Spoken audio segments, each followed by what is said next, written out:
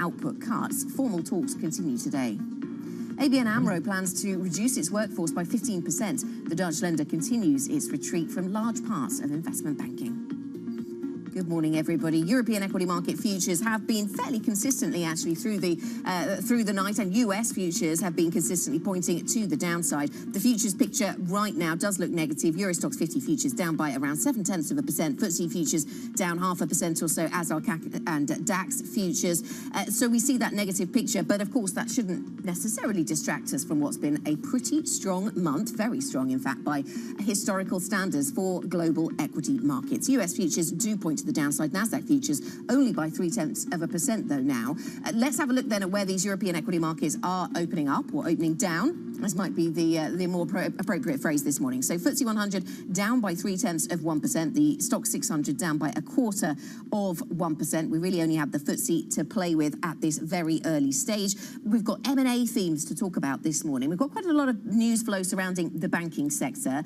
We've got some better data coming out of China. We've got a little bit more certainty with regards to appointments by the Biden administration. All of that perhaps filling in some of the blanks that we had earlier on in the month and adding to some of the same narrative that we've been running with through November around more political certainty in the United States and the future with a vaccine. All of that still looks to be fairly intact in terms of a big picture narrative. Then we see European equity markets continuing to open up and opening down. The CAC 40 down by 0.6%. The DAX down by 0.4%. The Spanish IBEX, as is often the case, moving a little more than the rest, down by just more than 1% this morning. We'll focus in on the banking sector there to see if we have any clues. European equity markets then opening to the downside. That's in a final day of what looks set to be a record month for global equities. Joining us now is Paul Brain, Newton Investment Management Head of Fixed Income. Paul, good morning. Good to speak to you this Monday morning. So we see a continuation of the same narratives, I suppose, for November that have pushed risk assets higher. But today, a different picture in terms of appetite for risk assets, equities sell-off. Is this just month-end sort of window dressing, rebalancing? Would you expect to see fixed income picking up at the expense of stocks here? Yeah, I think to a certain extent. I think you're right. It's probably a bit of window dressing. It's been a very strong month for risk assets. We've had a lot of good news, of course, and probably this is the first Monday where we don't get any good vaccine news come out or fresh vaccine news. So maybe there's a good opportunity to take some profits. I think there are still risks out there, so it makes sense. It's definitely not a one-way street in terms of risk assets. It makes sense to bank some profits, but the trend is still improving. So I think it may be just a temporary thing. Okay, so we don't wake up with any substantial new news flow around vaccines, although a lot of focus in the UK and the US on the timing of approvals, if that comes from regulators. Do you think that risk assets and then also fixed income, I suppose, have the capacity to move further on the vaccine story, Paul? Are we still to fully price this in terms of when we get further approvals by regulators, when we get details of distribution, when we have more time to experience side effects or lack of? Does that all have the capacity still to push risk assets higher and the reverse, I suppose, for fixed income? Well, I suppose what we're looking for now is not just maybe new news about vaccines. It's actually how does it affect governments' reactions to the virus? Do we see less restrictions? Do we see more mobility? Do we see certain sectors starting to actually open up again? That's what I think we need. So that's the follow-up that we need to see as the vaccine starts to get rolled out. So we're probably 2 or 3 months away from that really coming through. Markets obviously will anticipate that, but I think it's actually seeing how the vaccine is going to work. Will it actually change the way people are living their lives at the moment? Will we see a difference in the way spending patterns come through? So that's what's, I think, the follow-through to come. And that does, to answer your question, I think that means risk assets can still go up, but they need a little bit more hard evidence that we are returning back to normal. Certainly the sort of developed economies around the world. Okay, yeah, that'll be interesting to watch then, the way those two rub up against each other. Social bonds seems to be the way that certain parts of, certainly continental Europe, has decided to pay for some of this spending, Paul, that is necessary to support the economies. Are you involved in social bonds? Are you interested in European social bonds as head of fixed income? Is that somewhere your attention has gone? Very much so. When it comes down to ESG, the S part is a bit that hasn't really been truly focused on, and there hasn't been a lot of issuance in the social area, but we're seeing that coming through quite strongly now. We prefer to focus on the ones that perhaps have a little bit more value. So things that are actually geared towards things like social housing, for instance, I think are a little bit more attractive than a government-backed or government-issued bond, just because of the value there. But essentially, we see that driving yields lower when it comes to bonds designated with the S part rather than the E, which has also been a big trend for the last 2 or 3 years. And Paul, when you look at the euro, the European Union, so not just the euro area, but the European Union, the recovery fund that they're trying to secure there, it's of course served to boost the euro. It's also kept spreads tighter for European countries, for European governments. Do you see that continuing to be the case? Are you just assuming we get this recovery fund eventually approved and those spreads therefore will remain fairly tight? Unfortunately, that is the case. I think we're going to see that. It's a feature in European markets now. I think it continues to be so for at least a couple of years, that the markets are manipulated by the issuance, but also the ECB demand. The problem with, I guess, the recovery fund or any fiscal or government involvement is it takes longer than a central bank action. Central bank action is almost instantaneous, or within a 2 to 3 month effect. It comes through and you see that money getting out into economies, getting out into the markets, or more particularly the markets. But when it comes to recovery funds, they make grand announcements. Any fiscal stimulus, of course, does take time to be voted on, to get through to the real economy. And then also it's got to stay there as well, as we're seeing with some of the programs in the US.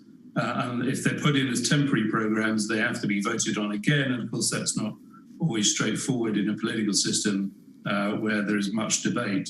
So I think, the recovery fund is a good example of something that will have a long-term effect, but it's not necessarily as instantaneous as perhaps people believe. And Paul, how do you assess what's going to happen with gilts at this point? Because there seems to be quite a lot of moving pieces to keep an eye on. There's the post-Brexit trade negotiations taking place, all the news flow around fish that we expect. There's the central banking narrative around QE and possibly even negative interest rates. And then, of course, you look ahead to next year and you think, well, there are elections coming up in Scotland, and certainly that move towards another independence referendum, something that markets might start to talk about more and more. What are you watching for in gilts? Well, I think you've summarised quite a few of the risks associated with gilts. Obviously, the amount of issuance we've got to digest for the next decade or so is going to be quite a concern for markets. The amount of foreign ownership, foreign involvement in the gilt market is a little bit of a concern. But essentially, the Bank of England support and the domestic savings levels are quite high, and therefore the gilt market is probably just going to stay range-bound with, as long as short-term interest rates don't change, as long as Bank of England support stays there, we don't see gilt yields moving up rapidly.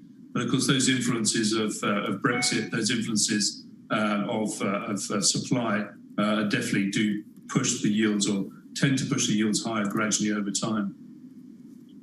Paul, thanks very much. Stay with us. Paul Brain at Newton Investment Management, Head of Fixed Income. Further thoughts from Paul shortly, including coming up on the programme, all calm in the Treasury market while global stocks head for a record month. Price swings in US bonds approach a historic low. What's going on? We'll ask Paul. This is Bloomberg.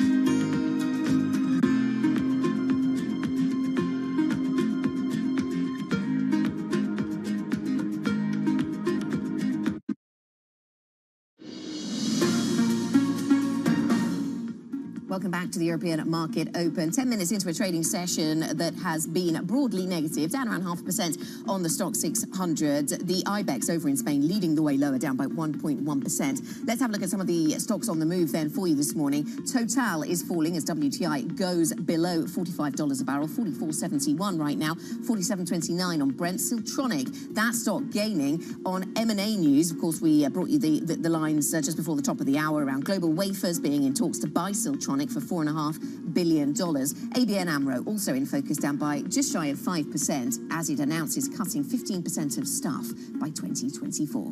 Let's get a Bloomberg Business Flash. For that, let's go to Laura Wright. Laura.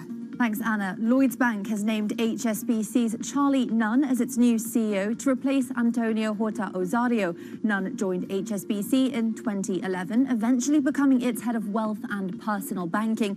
His start date is subject to agreement with HSBC. His base salary will be just over £1 million.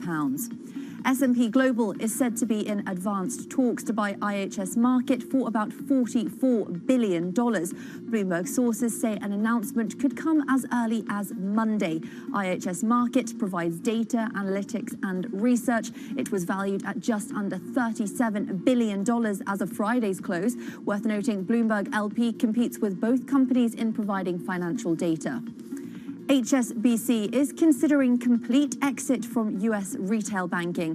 Bloomberg sources say the lender's management are looking at the move. A full exit from other businesses in the U.S. is unlikely. The FT says the review is likely to suggest reducing investment banking activities to focus on international clients in Asia and the Middle East.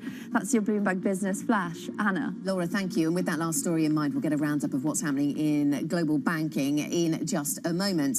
For the moment, though, let's talk about what's going on in the US bond markets. Global stocks may be on track for their best month on record, but it's eerily quiet in the US bond market. The MOVE index of Treasury price swings spiked in the run-up to the US election, but has since dwindled back to near the record low reached in September. Paul Brain, Newton Investment Management Head of Fixed Income, is still with us. Eerie quiet then in Treasuries. Maybe that's a relief for some investors, Paul, a lack of opportunity for others. When we look at measures of future volatility, they also suggest that could be subdued. Do you see anything on the horizon that will kickstart the Treasury market? Well, it's quite spooky, isn't it? Yeah, the things are very, very quiet. It's got to have something to do with the concern that we've still got the virus hanging around. We've got potential of another wave coming through in the US, and you've got the other side of that. You've got the more optimistic view about the vaccine affecting economic growth in the future and allowing economies to open up.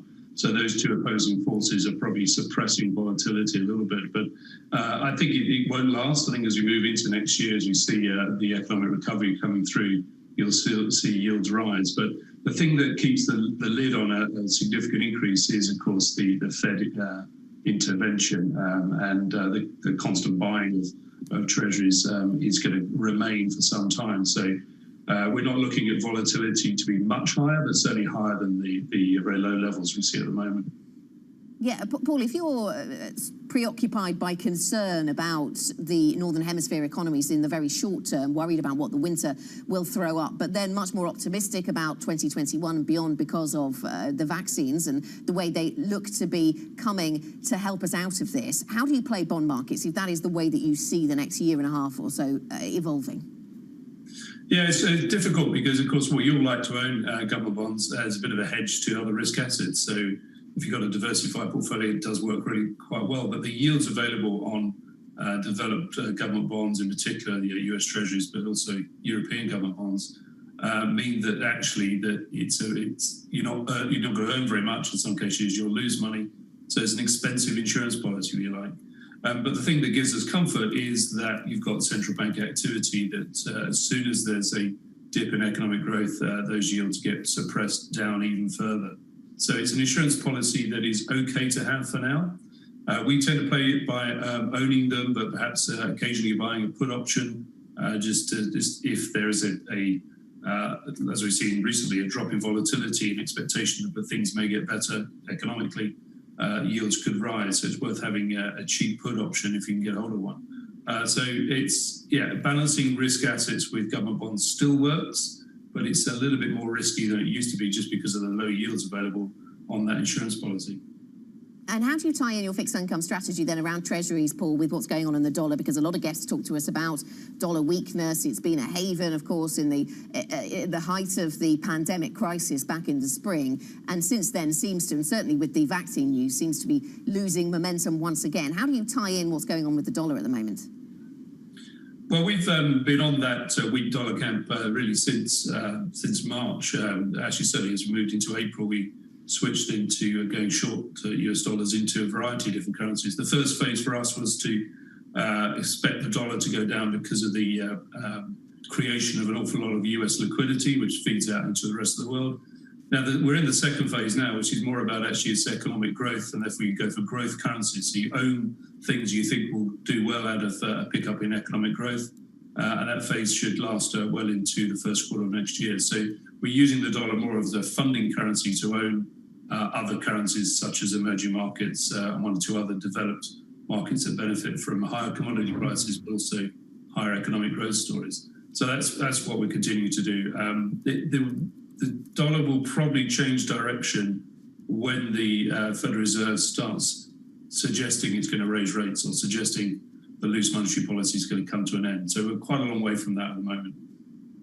Right, okay, yes, indeed. That does seem to be something that not many guests are talking about right now. Paul, you mentioned higher commodity prices. We're watching OPEC Plus and the way they're deliberating as to whether to stick with production cuts that they'd previously brought in, whether that will be extended, those production cuts will be extended into 2021 or not. What are your expectations around oil prices or broadly the commodities complex? Well, the oil price is probably one of the weaker commodities that we think, the ones that it doesn't benefit at the moment as much from the economic growth story that we think will pan out as we move into next year. Other commodities such as copper, iron ore, for instance, will continue perhaps to do well, and they benefit from the weak dollar story that we mentioned as well. And the oil price, of course, it's mixed because the demand for oil is still a lot less than the supply that is being held back at the moment. So if they continue to hold back the supply, then maybe things could stay in balance. If the supply gates start opening up again, then I think that the oil price might actually drop.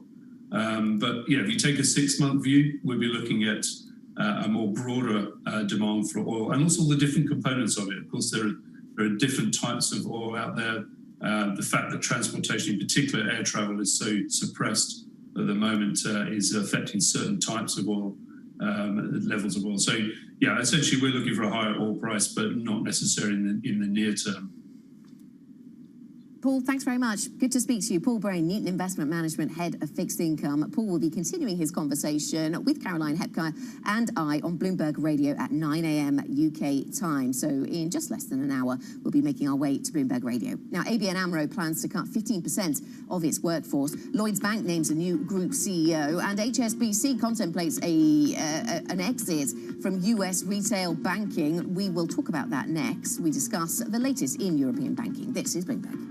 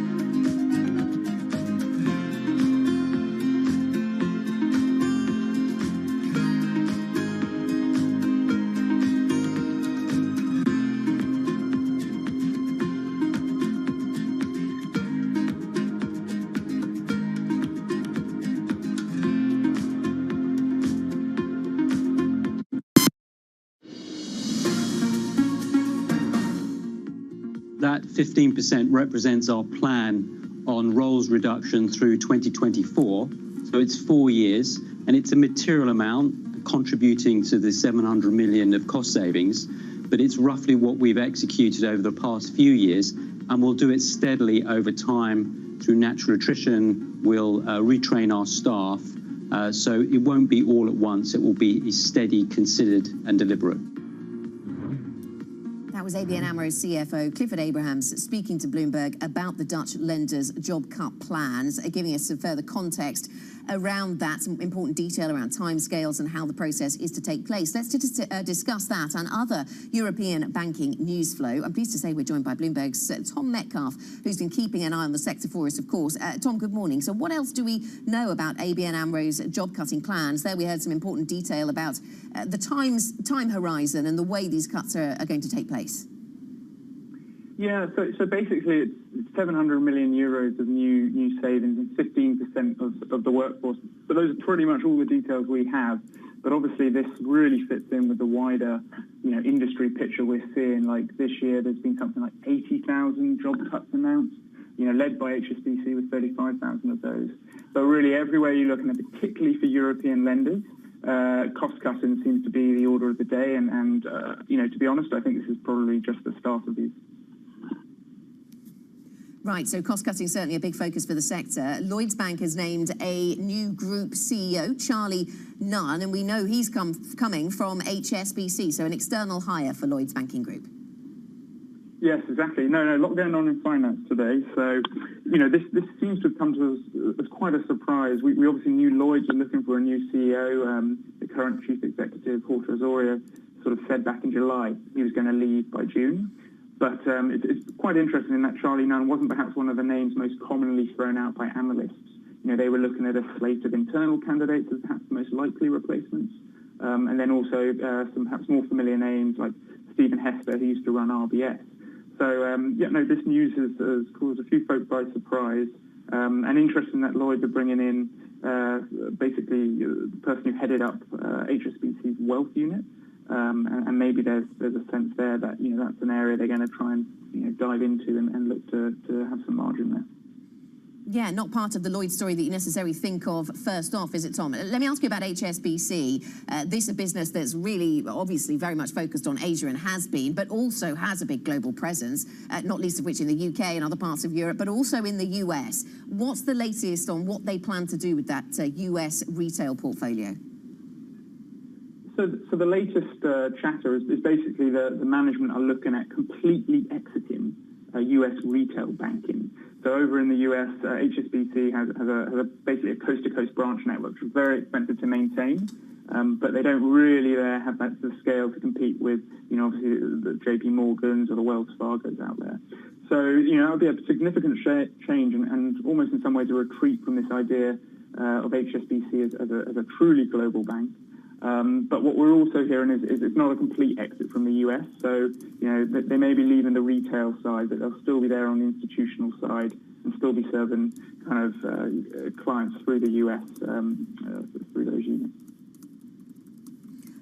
Thanks very much, Tom. Good to speak to you. Bloomberg's Tom Metcalf with the latest on the banking sector. A divergent share price performance, as you can see, from the sector in today's session. Let's quickly check in on what's going on these markets. We've got European equity markets moving to the downside. We are down by 0.25%. The FTSE 100, though, now in positive territory. And we are getting some interesting lines coming through on the possibility of a Brexit deal. Simon Coveney speaking in an interview in Ireland. So this is Ireland's Simon Coveney saying that there's more than fish to be sorted in the Brexit talks. This on the back of comments from the Foreign Secretary in the UK suggesting that if some movement on fish can be achieved, if there's a recognition of UK sovereignty in its waters by the EU side, then the UK perspective is that a deal ought to be possible. That was the line out of the weekend. Simon Coveney saying then that it is about more than just fish, but does crucially go on to say that he thinks a Brexit deal can be done this week. So with that in mind, we watch the pound not making enormous moves on that, but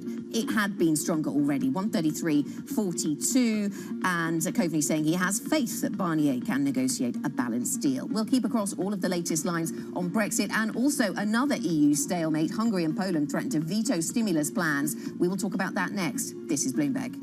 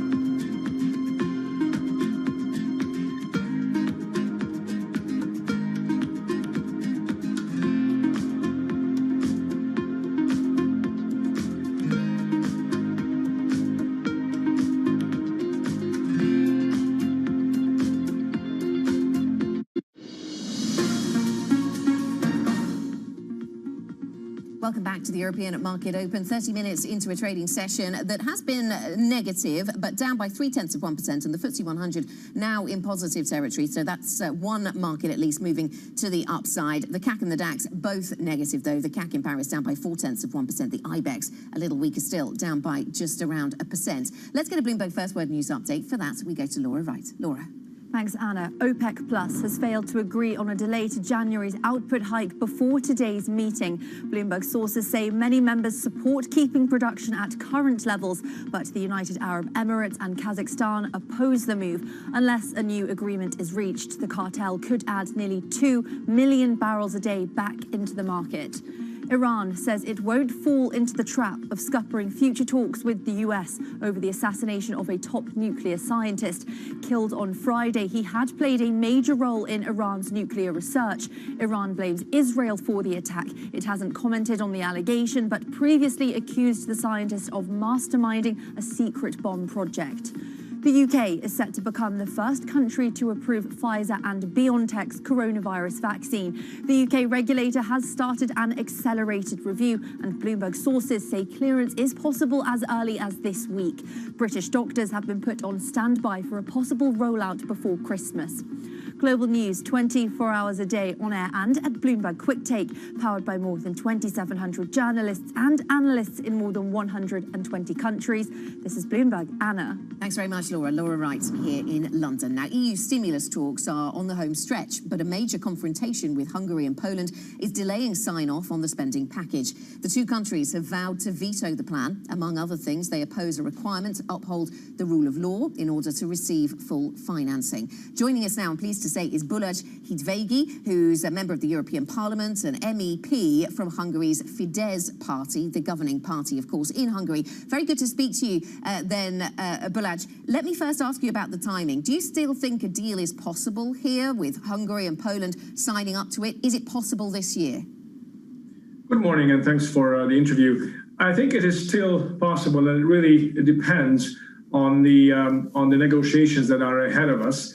Let me make it very clear. Hungary and Poland are not opposed to talking about the rule of law. We're not opposed to talking about democracy. We're not even opposed, in theory, to changing the treaty of the European Union if a majority or a unanimity wants to do that. But that should be done in a proper way. What we are opposed to is political blackmail. What we are opposed to is a completely subjective and biased misuse, in fact, of the term rule of law against countries with conservative governments. And that's what we have been seeing. That's our problem. We will not accept sort of a sneaking change into the treaties. This is contrary to what is written in the Treaty on the European Union.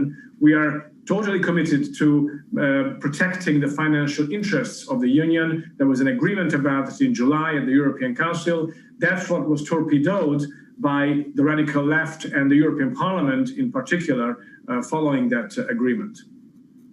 Where is there an area, from what you've just set out then, Bulaj, where is there an area for compromise? Do you see a specific area that you can see compromise is possible because we can talk about this, we can add in another mechanism that makes sure that you feel you're being treated fairly by the centre? Where is there a compromise? Listen, let me be very clear about it. Currently, in the treaty that is in force in the European Union, there is already a mechanism that is supposed to be dealing with rule of law concerns or debates, if there are any. That is called an Article 7 procedure. And let me also remind you and the viewers that that mechanism has been launched against Poland and Hungary, and there are ongoing negotiations about it in the Council. That's where it should happen. That's what's written in the treaties, and that's fine. What they're trying to do right now is to implement a new rule of law mechanism whereby the use of EU funds, and in fact the whole functioning of the EU, would be tied to a rule of law concept that is not clearly defined, that has been politically misused, that has been used as a blackmail against certain governments that go against sort of the Brussels mainstream. That's not acceptable, and we're not going to accept that. So if we go back to the compromise of July, which said clearly that all member states are committed to a clear protection of the financial interests of the union. That is to say, we're against corruption, it's not acceptable, everything must work legally according to the rules. No problem, no debate there at all. And if the EU wants to decide that it wants even to further strengthen this rule of law debate or rule of law protection, that can be done as an intergovernmental conference, and that can lead, in the end, if there's agreement, to a modification of the treaty. That's the way to do it. We're ready to do that. We're open to that, but we reject political blackmailing as it has been waged against us over the past few years. Okay, I'm sure there are many leaders in Europe who don't see it in those terms. They don't see it as blackmailing. They see it as holding up the rule of law. But you've pointed out your views on that very clearly. Let me ask you about the political repercussions in Hungary. If your stance and that of Poland means that you are cut out of funds that are distributed by the European Union, Bulej, what would be the political repercussions in Hungary if that is the case? Listen, we're in the middle of negotiations, and let me also say that in the current time, what we should be, and the whole European leadership should be focusing on, is on the one hand, obviously the pandemic, fighting the COVID-19 crisis and its economic repercussions. Let me also underline that it's primarily the Mediterranean part of the European Union, those countries that are in real trouble in terms of their indebtedness, in terms of their economic competitivity and economic output. They are in trouble. They would need quick help, and we totally support that. This political quagmire right now is preventing those countries and those economies to get quick help. Central and Eastern Europe, on the other hand, is in a better shape economically, interestingly, in comparison to the Mediterranean part of the European Union. The Hungarian economy is on stable grounds, thanks to good economic policies and the work of the Hungarian people. We stand ready to negotiate. Hungary is not getting sort of help from the European Union. All member states get funds based on a fair system, and that is the European Union. We've opened our markets. We're ready to cooperate as we have. But that has to be objectively based, and that cannot be in any way a part of a political blackmail as we have been seeing. So if you don't need the money in a hurry, but other countries in the EU do, are you happy to be cut out of any initial distribution of funds, as has been suggested by some politicians? Listen, all those kind of suggestions are contrary to the European spirit. The European Union can only be successful, really, if it goes back to its original idea of mutual respect and cooperation. It's not going to be working if you use blackmail, if you use those kinds of, of sentences and threats. That's not going to be a way forward. The European Union is the entirety of all its member states. And if there is disagreement about something where unanimity is required, then there is no agreement. And then you have to find a way to agree on things that bind us together. There was an agreement, let me repeat, in July amongst all members, all heads of states and government. That was a good basis. That was a good agreement. I think we need to get back to that agreement. And if we want to talk more about the rule of law, we're ready to do that, but in the right context, in the right framework. Do you think, briefly, do you think this fallout, does it put the EU at risk, Bulej? I think that those who are sort of totally abusing such an important concept as the rule of law or democracy, I think those are harming the European Union. I think this is going, yes, against European interest. This is weakening the EU. You cannot build a strong European Union if there is mistrust between member states. You can only do that if there is mutual recognition and mutual acceptance also of our differences. The EU is not an ideological narrow street. It has to accept that different member states have different governments. Those governments are democratically elected. They have total political legitimacy because of democratic elections. And we need to accept that in various member states, we have various governments and different ideologies very often. That's normality. We need to get back to that normality. Okay, others in Europe, I'm sure, would suggest that there are common European ideals that need to be upheld, but we will allow you to continue. I agree with that. I agree with that, and mutual respect is one of those. Yes, I agree with that. Thank you very much. And mutual respect is one of those. Thank you very much for joining us. Bulaj Hidvegi from the Fidesz party in Hungary, member of the European Parliament. Thank you very much for giving us your time today. Just one of the many inequalities then highlighted by the pandemic was its impact on different age groups. We'll have that conversation up next. We discuss a new report from Barclays about sustainable investing opportunities as the population gets older. That different conversation coming up next here on Bloomberg.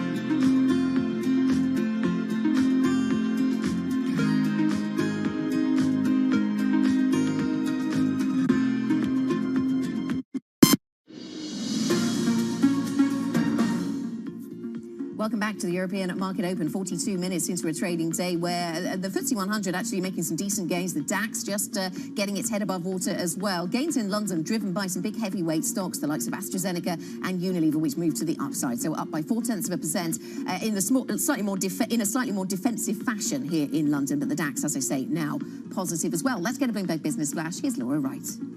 Thanks, Anna. The chance Jack Ma's Ant Group will be able to revive its massive stock listing next year is looking increasingly slim.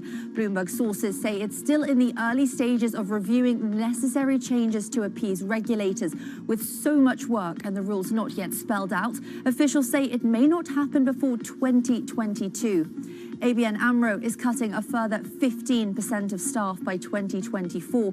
That's to save another 700 million euros in costs. The Dutch lender is retreating from large parts of investment banking, slashing a third of its corporate business. That 15% represents our plan on roles reduction through 2024. So it's 4 years, and it's a material amount, contributing to the 700 million of cost savings, but it's roughly what we've executed over the past few years, and we'll do it steadily over time through natural attrition. We'll retrain our staff, so it won't be all at once. It will be steady, considered and deliberate. That's your Bloomberg Business Flash. Anna. Thanks very much, Laura Wright, with your Business Flash. Now, on to something a little bit different. The COVID-19 pandemic has brought generational inequalities into sharp focus, with senior populations disproportionately affected, certainly in terms of mortality. In a new report, Barclays has assessed the impact of an aging population across 14 sectors, highlighting market opportunities including lifelong learning, longevity tech, and what it calls silver villages. Joining us now to discuss is Hiral Patel, Barclays Bank Head of Sustainable and Thematic Investing. And Hiral, really good to speak to you about this thematic exposure that you're talking about here. So is this a part of a shift as investors perhaps we need to make into thinking of the aging process as something that we can actively engage positively with? You talk about extended periods of social engagement and productivity. Does that mean just keeping people in the workforce for longer? What's the story here? Good morning, and thank you for having me. So, agree. I believe that the investment community too often associates the aging population as being overwhelmingly negative for our economy. And that, to my view, makes that society has failed to capitalize on the longevity dividend so far. So we believe that the narrative on aging should be focused on healthy and active engagement, where we're looking at market opportunities that may encourage extended periods of labor productivity and social engagement. If you think about it from a policy perspective and look at lessons from Asia, countries are already having to increase their retirement ages. So I think in the future, it will mean an increased time in the labor market. But I guess the investment opportunity that we're pushing is increasing the probability or the likelihood of us being able to increase living that healthy life expectancy, so that additional years are also spent in good health. Hiral, in case for some of us our education is a little long ago, let's just update our knowledge on population pyramids and where we're seeing this aging taking place. This used to be a story very much of developed markets. Now I sense that is not entirely the case, and certainly China is a different case in itself. But where are you seeing, or what is the latest information that we need to be aware of in terms of the way that the global population is aging? So you're right. If we take the aging demographic, for many years now, you may have seen statistics which have shown that the number of people aged 65 years and over is growing. However, when that's considered at the global level, I believe that generally masks some shocking statistics at the country level. When you look at it at the country level, we are experiencing rapid growth in the number of senior populations. And in addition to that, we're also seeing growth in extreme age, so those over 85. Which means that in some countries like Japan, we are seeing a growing sentinel population, which is those aged over 100. Now, put it into perspective, at the moment, there are around about 15 countries where more than 20% of the population is aged over 65, and we call them a super aged nation. That number, so 15, will grow to 44 by 2030. So we're seeing rapid growth at the country level, to the point now where some countries are now at risk of a shrinking population. And China, as you mentioned, is a great reference point, where China now, in their next 5-year plan, is wondering how they can introduce more policies relating to the aging population to kind of minimize the risks associated with an aging population. And Hiral, you talk about the various opportunities for investment there are around this theme of an aging population. Talk to me about the role that technology can play here. You talk even about social robots. I've seen films about that, which are more for entertainment. But tell me about the serious investment perspective, social robots, and also longevity tech. What do these themes mean to you? So we definitely, consistently throughout all of the market opportunities that we highlight from active aging, we see a growing role for technology. And again, lessons from Asia, where we are already seeing this in place, provides a great reference point.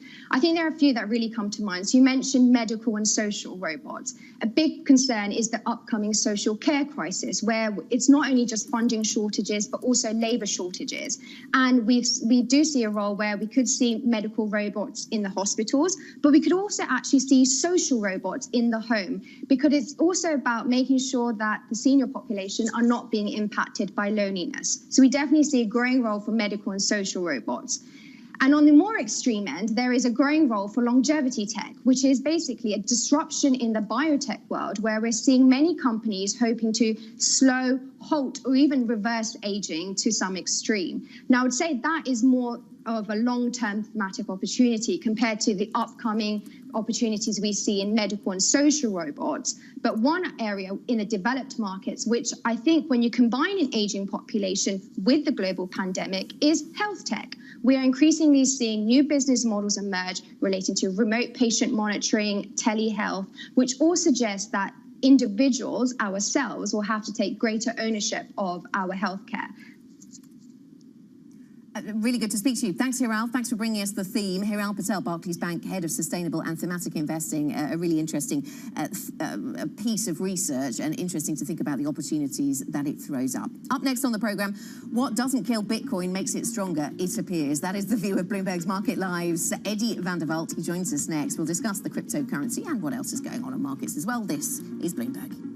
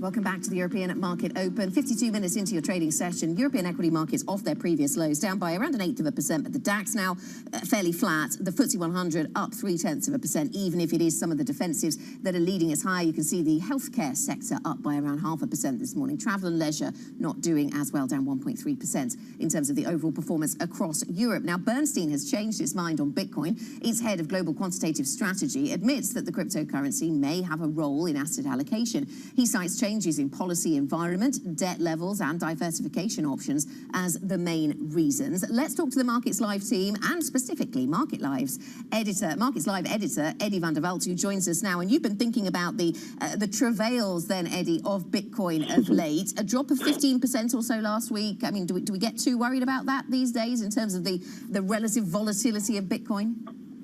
Look, I think Bitcoin's shown over time that it is a volatile asset, and anybody who doesn't realize that, they're coming late to the party. It is a wild asset, and when it does these sorts of things, every once in a while you get somebody that says, "Look, Bitcoin is going to go away." But what I've done, we've had a look at the history of Bitcoin and looked at the various booms and busts. Now, every so often, the algorithm cuts the amount of supply of Bitcoin. They call these the halvenings, and that happened earlier this year. And every time in the wake of that, we see Bitcoin run up. Now, every time we see the run up, we see the crash, and then people say, "Oh, Bitcoin's going to go away." But I think Bitcoin has now proven that there is a demand base for it, and that it will be with us for the long term. Okay, so that's the long-term story around Bitcoin. I want to get a few different topics to you, Eddie. And normally we talk to you about more typical havens, perhaps gold, for example. Gold has been suffering in November, as you might expect, given the optimism around the vaccines. What do you take out of the most recent price action in gold? Yeah, gold's got a little bit overextended earlier in the year. Basically, people were worried for good reason, and there was a lot of haven demand. But that's unwinding now, and we're seeing particularly the ETF market selling off a lot. And when ETFs start selling off, particularly we were above 3,000 tons at record highs, the holdings in ETFs, and those are selling off. And when that happens, gold's looking really vulnerable. It's looking like it's going to trend lower for a bit from here. And sticking with commodities, we're of course focused on the OPEC Plus talks, Eddie. What are you going to be watching for there? Yeah, I mean, OPEC is so important for the oil market. Look, for me, looking at oil, it's impossible to predict what OPEC is going to do. But what we have seen in the oil price in the last few weeks is a recovery from the lows. People are hoping for some sort of, resolution there that will bring that will keep prices in check. But whether we see that from OPEC, anybody's guess, really. Okay, thanks very much. Good place to leave the conversation. Eddie van der Walt, our Markets Live editor. That is it for the European market open. Just time to say that European equity markets recovering a little bit of their earlier losses. We've seen real strength in equities and risk assets through November because of factors we know well. A little bit more certainty around US politics, also the vaccine news flow, of course. All of that means we are maybe seeing a little bit of rebalancing at the end of the month, this being the 30th of November, of course. In the UK and on the DAX, we're seeing money actually going into equity markets. We see those moves to the upside. Healthcare, real estate, those are the kind of sectors that are going up today. Energy and banking moving to the downside. Up next, you have surveillance. They'll take you through the latest on the markets. This is Bloomberg.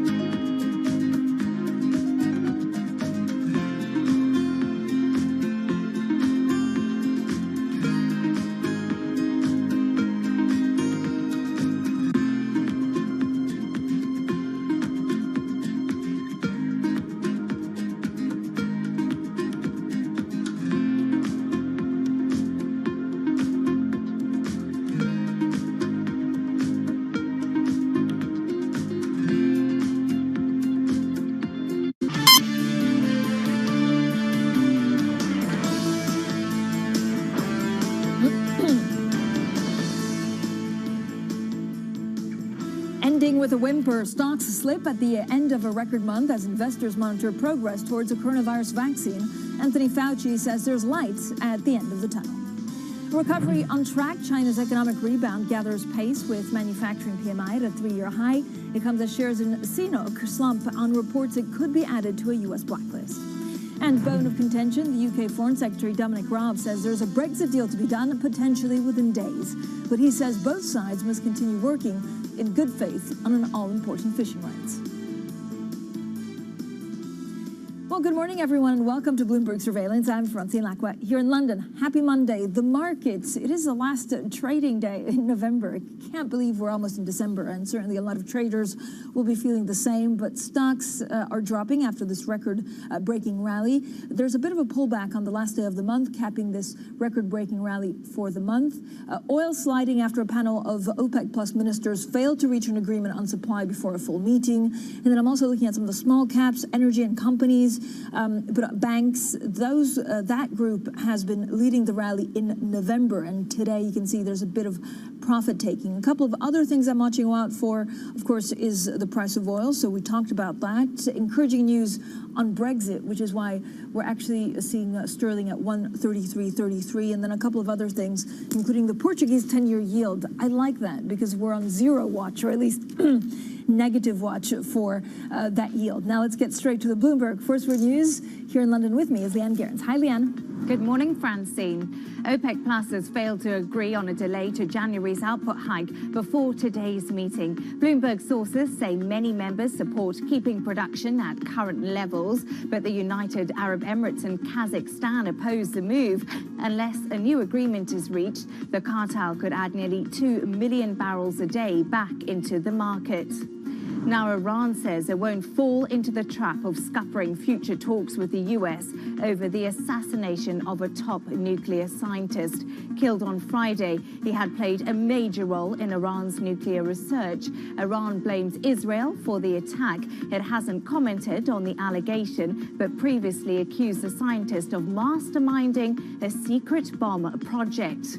And President-elect Joe Biden has built a senior communications team composed entirely of women. Jen Psaki will be the face of the administration as White House press secretary. She was previously director of communications under President Obama. That role will go to Biden's deputy campaign manager, Kate Bedingfield. Global news 24 hours a day on air and at Bloomberg Quick Take, powered by more than 2,700 journalists and analysts in more than 120 countries.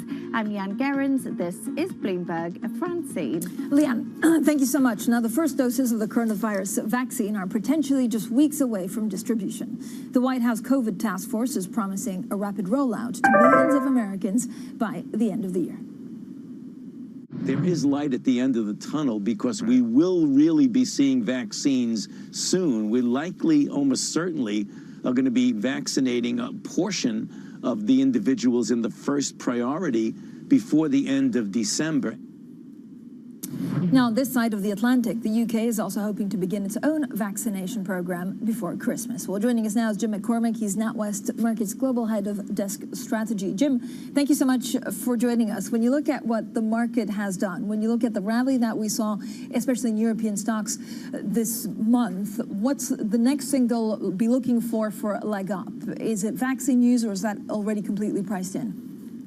No, I doubt it's priced in. I mean, I think the big economic story on the vaccine is the wedge that you've seen between very, very weak consumer confidence and strength in confidence indicators elsewhere. And so I think as we head into next year and the consumer starts to get some momentum, you're going to see the rally continue. And I guess the big question for me is when this vaccine story starts to become much more of a fixed income event. Right now, it's been all equities, but fixed income yields look a little bit low to me. But that would be on what? Progress for a lot of these companies going forward in terms of revenue? Is there not a danger that as the growth gets better, we're going to see inflation and therefore a change in monetary policy?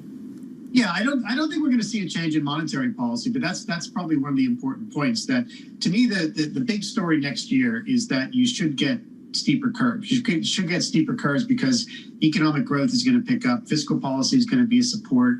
There's going to be a lot of supply, and central banks aren't going to do anything. And And so steeper curves, I think, are going to be the biggest risk to this equity rally, but that's probably a story for later in 2021. So, Jim, you're not worried about inflation? I am worried about inflation, but I think inflation is a second half of the year story. If you look at the details on inflation, we're still very much in the negative demand shock portion of this crisis. I think as we head into the middle of next year, we'll start to see a bit more of that medium run inflation risk story start to take hold.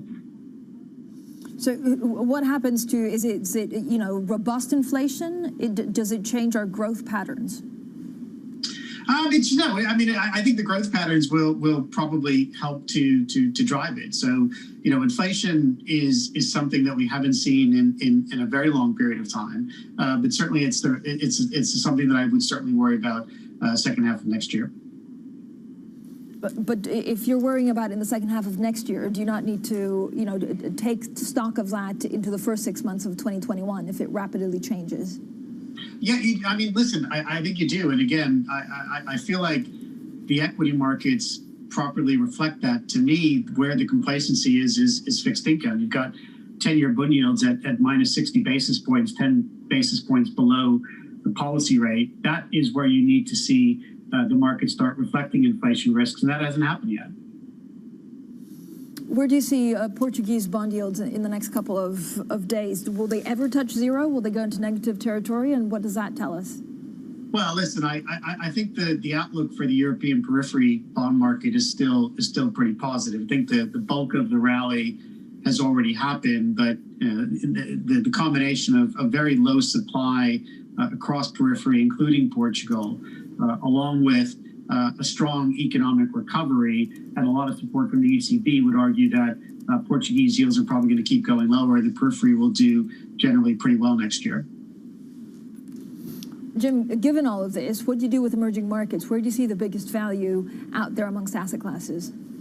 Well, listen, I think emerging markets are set for a much better year next year. The global backdrop is much more constructive. The policy in the G10 is very constructive, and there's a foundation of growth in a lot of these economies that should continue. So Asia has clearly been driving the growth story for the past 6 months, but we look at places like Brazil, places like Poland, places like South Korea, and you've got a lot of growth momentum heading into 2021. What's the haven that you'd be looking at right now? I don't know whether you look at gold or Bitcoin, or you actually go to yen and Swissy. Well, listen, I think that there's not a lot of havens that are particularly cheap right now. I would suppose that gold still looks like a fairly good asset to hold in a world where real yields are going to remain very, very low. But I'm not sure how much further upside you're going to get from here. And so, what else would you be buying? Well, listen, I think there's a lot of currencies you can be buying. The euro looks still to be reasonably good value. I do think the Japanese yen in the world of an Asian economic outperformance looks like a reasonably good story. But there isn't many safe havens left out there right now. And if you're going to buy them, you're going to have to buy them at fairly expensive levels. All right, Jim, thank you so much. Jim McCormick there of NatWest Markets stays with us. Now, coming up with just 1 month until the end of the Brexit transition, UK officials say at least or a last-minute deal can be done if agreement can be reached on access to fishing water. So we'll talk about Brexit, we'll talk about pound levels, we'll also talk about possible negative rates from the Bank of England. This is Bloomberg.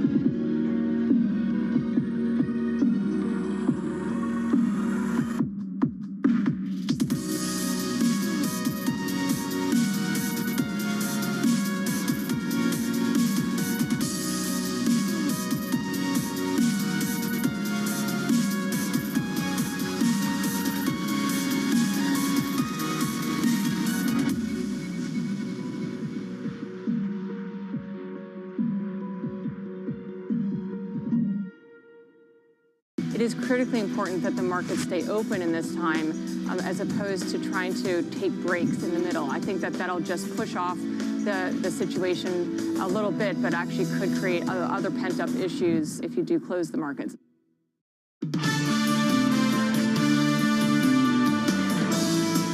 Economics, finance, politics. This is Bloomberg Surveillance. I'm Francine Lacqua here in London. Now, with 1 month left until the end of the Brexit transition period, UK officials are painting a positive picture of the prospects for a deal. Now, they say a trade agreement could be reached within days if both sides continue working in good faith to resolve the key sticking points of fishing rates. Now, if negotiations fail, millions of businesses and consumers will face higher costs with tariffs on goods and disruption to supply chains. Well, let's speak to our executive editor, Rosalind Matheson. Great to have you on the program. I mean, first of all, what kind of deal are we actually talking about? Is it a skinny deal? Is it kind of the bare bones deal that would be positive news but actually could still put some companies in difficulty? Or would it be a comprehensive deal? Well, that is still one of the remaining questions, and obviously with just a few weeks to go to actually get anything done and ratified before we hit the end of the year. But we are hearing signs of optimism that at least they will get some progress on some of the key sticking points, which are pretty fundamental and pretty comprehensive, deals around competition rules and state aid. And it seems like the UK may be moving on that, and in response we'll get some action at the same time on the third major sticking point, which is fishing waters and access to British waters for others to keep fishing in. But what we're probably going to get is a sense that we'll get a deal of some sort agreed to and ratified through both places by the end of the year. But some of these things still punted into next year. So they'll say we've got a framework deal is the likely outcome, but there'll be some particular sticking points still to be ironed out. And that does mean that for businesses heading into 2021, there might be that risk of confusion about exactly how the rules will work, what the regulations will be, how they get their goods from A to B or back again, and what kind of regulations they need to meet to do so. So there will be that element of uncertainty for businesses, you would imagine, into next year either way. Ros, what exactly are the sticky points, that are left? And it seems that every day it's good news and then it's bad news and it's good news. I know a lot of the focus now is on fishing rates. Is it 50-50 that we get a deal, or is it less? Well, we're in the tunnel, what they call the tunnel, which is sort of a sign that they are actually at the pointy end of the negotiations. And there's a lot of messaging that goes on from either side, and some of those more downbeat warnings are likely to be part of that. In essence, it's part of the game, sometimes to sound as if things are on the edge of the cliff when they're not really. We are paying attention to what the Foreign Secretary, Dominic Raab, is saying, and he is drawing a relatively positive picture of those negotiations. He says a deal on fish ought to be achievable in what could be the final week of talks. He's basically saying if the EU shows pragmatism, goodwill and good faith, we'll get there. So fishing really is the main obstacle on the UK side, and it seems that they're getting closer on the other two, which were competition rules and state aid. So the feeling is they'll fall over the line somehow, we hope, in the next week or so. I do love, Ros, the fact that they talk about a tunnel, which is these intense negotiations. I feel like my life is the tunnel. But, Ros, should we know something by the end of the week at the very latest? We're getting those kind of indications, certainly the Irish Foreign Minister as well, saying that a deal looks possible and it needs to be finalised this week if possible, because what he's saying alongside others, of course, is that we're running out of time for ratification. I mean, in theory, if they need to, they can probably get it through Parliament on either side in a day or so. It's just really that kind of final sign-off. But they don't want to be leaving it until Christmas Day to still be negotiating. So the sense is we may get something in the latter part of this week. Ros, is there any chance that then whatever Boris Johnson comes home with gets voted down? Or, if we have something concrete by the end of the week, is that it? Does it go through and we have a deal? You would think so. You would imagine that Tory lawmakers, having waited so long for what they want to have, which is sort of the full transition out of the EU, would prefer to have a deal than no deal, which would be inherently dangerous for business, given the state of the British economy, like many others after the pandemic this year, and, just giving that greater certainty to business. So you'd expect that it would probably get through Parliament. Even so, as you were saying, there's still a lot of uncertainty. And you can see the shift that we're hearing even today from the stock exchange side of business that's going from London to Amsterdam and elsewhere. And that's probably going to continue even with a Brexit deal. All right, thank you so much, Rosalind Matheson there, our executive editor for Politics, joining us today. Now let's get back to the markets with Jim McCormick of NatWest Markets. You're still with us. So, Jim, is it time now to turn positive on UK assets? Well, I think we're going to have a good start to next year. In terms of some of the questions you asked before, I'd put deal probability at 75%. I think it's almost certain it's going to be a very skinny deal. But either way, the market wants to see something. They want to know that no-deal Brexit risks are no longer an issue. So certainly a little bit of upside heading into next year. But the UK economy has a lot of hurdles to clear through the course of 2021. Do we underestimate the disruptive force of a skinny deal? Yeah, I think we do. I mean, you have a UK economy that's probably going to end this year 12% below where it was at the end of last year, which is almost depression-like growth. And then the transition Brexit is probably going to shave at least another 1% off of GDP in the first quarter of next year. So, there are a lot of economic hurdles for the UK to clear next year. So certainly an early year rally. I'm not sure how long it's going to last. Jim, what do you make of what the Bank of England can do? We have a great story on the Bloomberg terminal, and I think on our website, talking about the pros and cons of negative rates and the fact that the BOE is really split on it. Are we going to see negative rates in this country? So we don't think you will. I mean, I think you'd need to have an economic situation that's much worse than baseline. I think the Bank of England has clearly been having this debate publicly for the past 6 months, and it just feels to us like they're not getting any closer to wanting to do it. So quantitative easing is still going to be the main vehicle of monetary policy next year. And we think you will get more, but negative rates we don't think you're getting. Are we going to see much more of the double whammy that I think is probably easier in the UK to do compared to most other regions, which is fiscal and monetary policy together? Yeah, I think fiscal and monetary together is effectively the global policy paradigm. Obviously more needed in the UK than most other places, but you'll see the same in the US, you'll see the same in the euro area next year. Thank you so much. Jim McCormick there of NatWest Markets stays with us. Now, coming up, a battle looms after OPEC Plus members failed to agree on a delay to January's output hikes ahead of a key meeting today. So we'll have a full roundup of what happens to the price of oil. I'll have a full roundup of OPEC Plus. This is Bloomberg.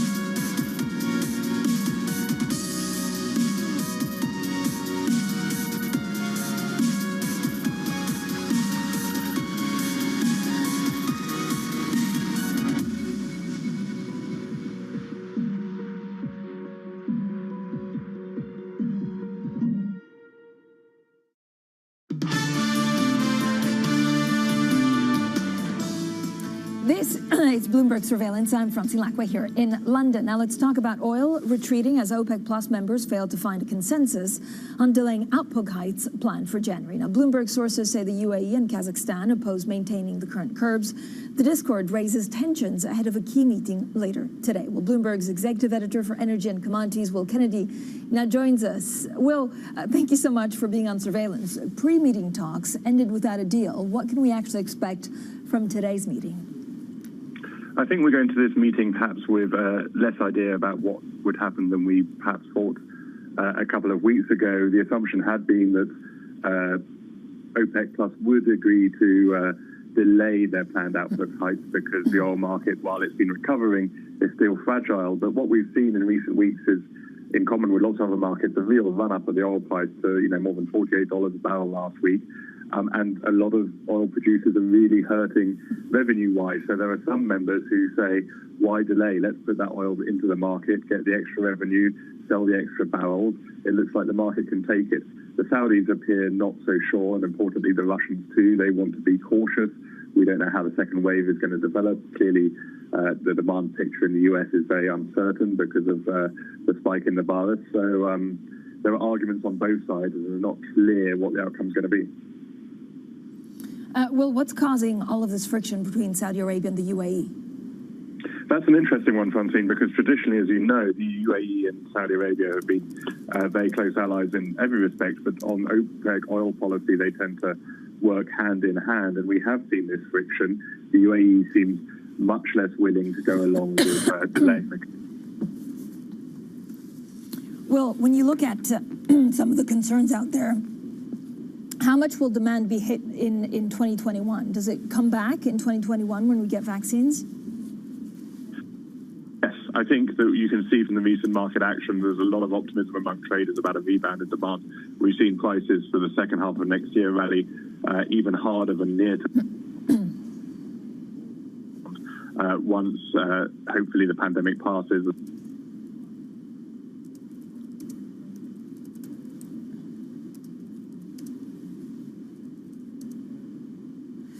I think we're just having a couple of difficulty with Will Kennedy sometimes, and this is a very 2020 problem. We lose connection when you're on satellite, but also on the phone. Let me straight go to the markets. Now, the markets, of course, are pretty incredible, especially if you look at it on a monthly basis. Now, global stocks are actually pulling back on the last day of the month, capping a record-breaking rally, especially here in Europe.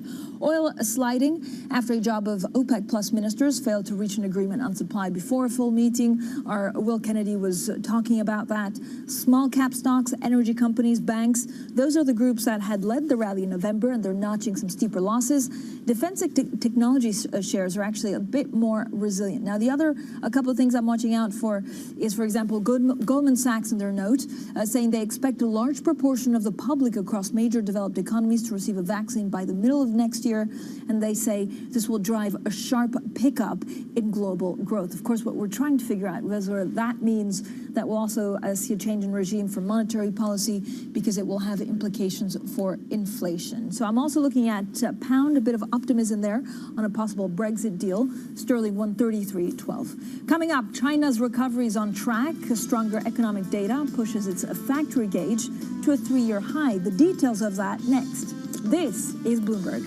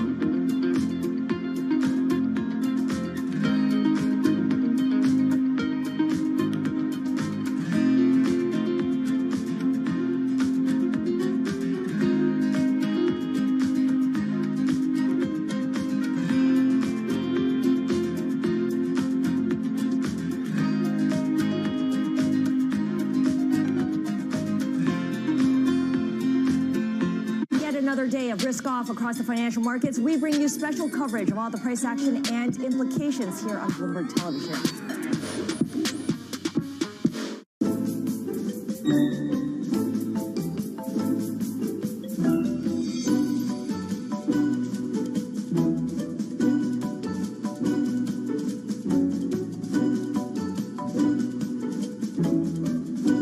I was actually poor. No foreplay? Eat your bag of Lay's with a smile on your face. If all the diseases have been taken, I'll take a tax.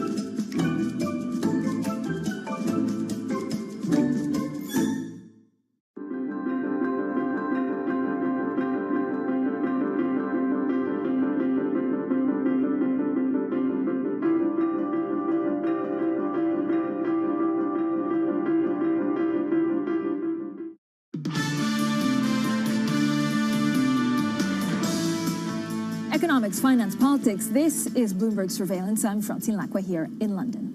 Now let's get straight to the Bloomberg First Word News. Here's Leanne Gerrans. Hi, Leanne. Hi, Francine. A post-Brexit trade deal could be done in days if the EU is willing to compromise on fisheries. That's according to UK Foreign Secretary Dominic Raab. It's an upbeat assessment as talks continue here in London. If negotiations fail, millions of businesses and consumers could face higher costs and disruption to supply chains.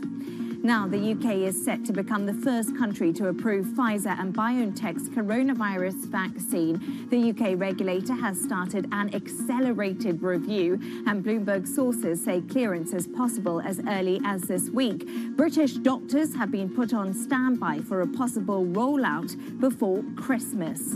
And Swiss voters have rejected two proposals that could have altered the corporate landscape in the country.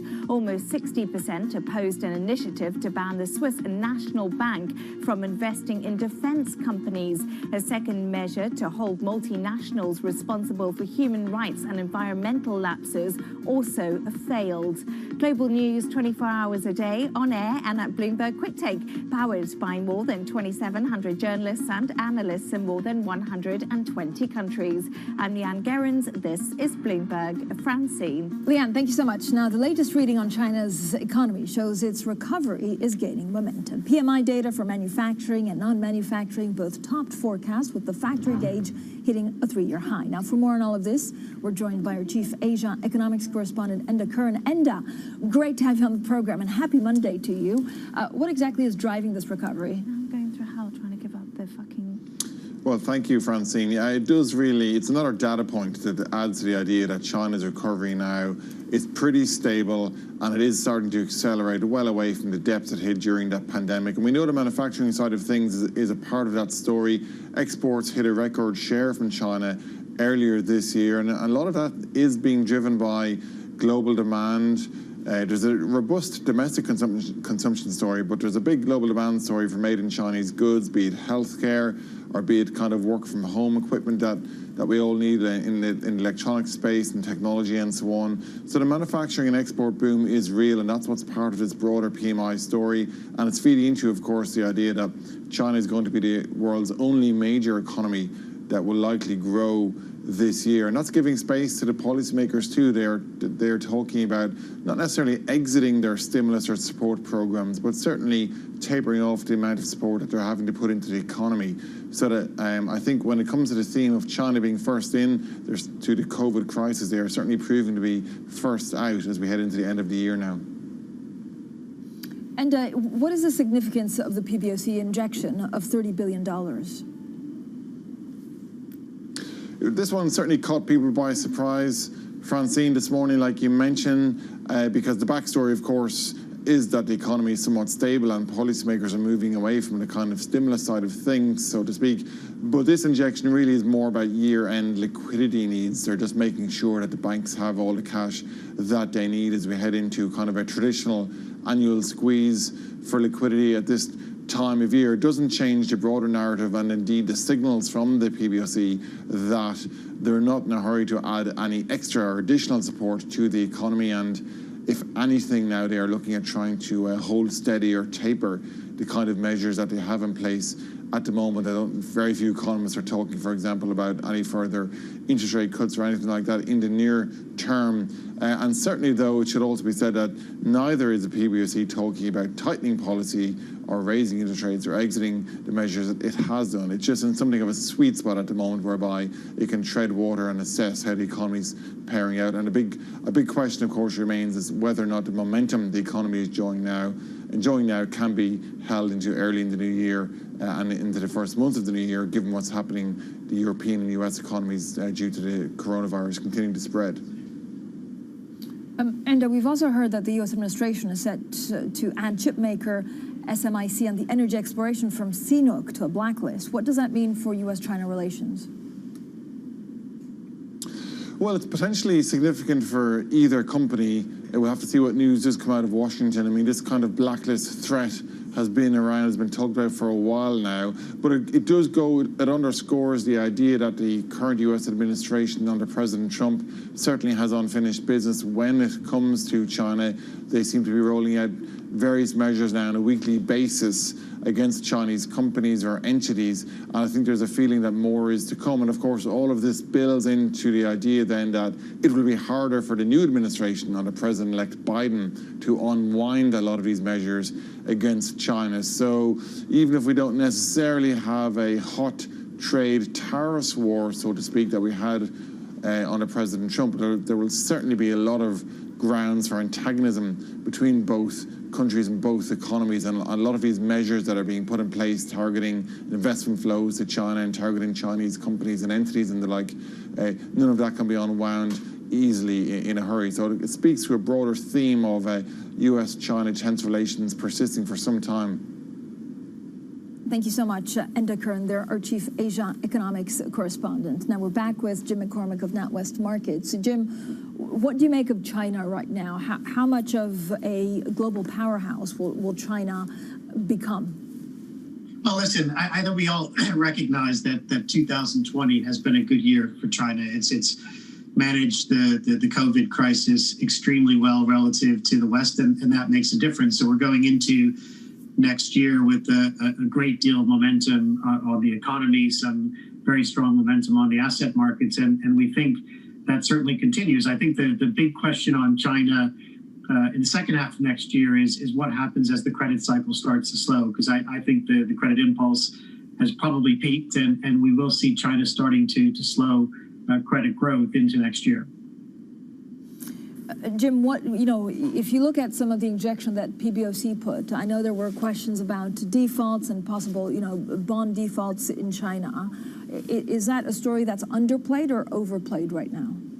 I think it's probably overplayed. I mean, there's certainly plenty of stresses in China's economy, but on balance, things look pretty good heading into next year. So, there's plenty of policy support out there. The credit impulse is still very strong. So I think right now the story on China is still a positive one. Jim, what are you making, or what are you expecting from a Biden administration? Going into the election, there were three things that actually he could have changed. One is energy security, two is trade and the narrative with China, and three, it's regulation, especially for tech companies. What will he focus on first, apart from climate change? Listen, I think the first focus is going to be the domestic economy, and as a result of that, you're probably going to see a much more multilateralist administration. I think on China, at the margin, things aren't going to change, but it's going to be much more constructive engagement. And I think net that is probably a positive. I think that's one of the reasons why the story on equities in November has been equities outside the U.S. have rallied quite substantially. And I think the outcome of the election has certainly helped. Is there a danger that we're expecting too much of the Biden administration? We talk a lot about, we're back to multilateralism. Has the world actually changed forever in the last 4 years? I think that the world has changed in a way that it's going to be hard to dial it back. But just constructive engagement, it doesn't necessarily need to be friendly engagement, but constructive engagement, I think, is something that the world is certainly looking for. And I would expect, given what we've seen on cabinet choices, given what we've seen from Biden himself, that constructive engagement with overseas partners is something this administration will certainly be doing. Jim, overall, what's your biggest concern for 2021? I know we talked to, you seem to be pretty optimistic about valuations. What's the one thing that could actually hurt that? I think fixed income is my biggest concern. That right now the fixed income market looks pretty benign, pretty complacent, and if we end up with a world of very strong consumer-led growth, rising inflation, I think fixed income could be the real spanner in the works for another year of strong equity performance. Jim, overall, I haven't even asked you about dollar dynamics. We've made it to like 38 minutes of the show. Does dollar just go down from here? I think the dollar will go down. You certainly have a situation where the dollar still looks expensive to us. I think the nature of the dollar decline will change. It's been, first it started with the euro. It then transitioned to Asian currencies. I think the broader emerging market currency story is probably the big dollar down next year. And what happens to euro? So if we don't have a recovery fund, and that hinges on still negotiations, but it doesn't seem that there's a bluff, does Europe become what looked like one of the strongest regions in September to one of the worst performing regions in 2021? I mean, I'll say we're actually pretty positive on Europe. We think the recovery fund will be passed. We think the COVID second wave is well past its peak, and so Europe heads into next year with a good deal of growth momentum. So just on euro dollar, if euro dollar is going to have upside, my guess is it's early next year because Europe is coming out of its COVID wave. The U.S. is still very much in the middle of it. So you're having this growth pivot away from U.S. into Europe. So euro dollar upside next year. All right, thanks so much, Jim McCormick there of NatWest Markets, joining us today to talk everything about markets, inflation, and even PBOC. Now, we'd also just like to issue an apology if any appropriate language was heard by any of our viewers or clients during the last 10 minutes. I think there was what we call an open mic. Coming up, a first vaccine approval is reportedly just days away in the UK, but with full coverage of the population months away, is private testing the path to normality, or to more normality? We speak to the chief executive of a company hoping to fill the gap. That's coming up shortly, and this is Bloomberg.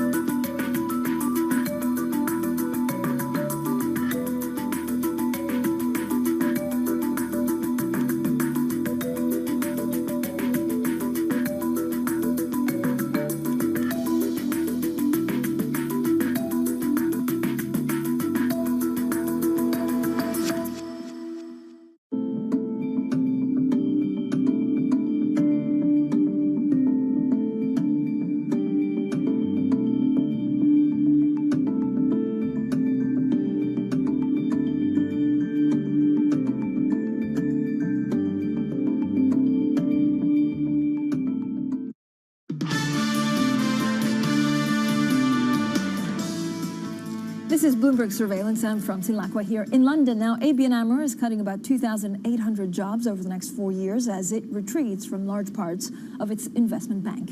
The company is targeting as much as 4.7 billion euros in cost cuts as it scales back its international presence. Well, ABN AMRO's CFO, Clifford Abrahams, spoke to us a bit earlier. That 15% represents our plan on roles reduction through 2024.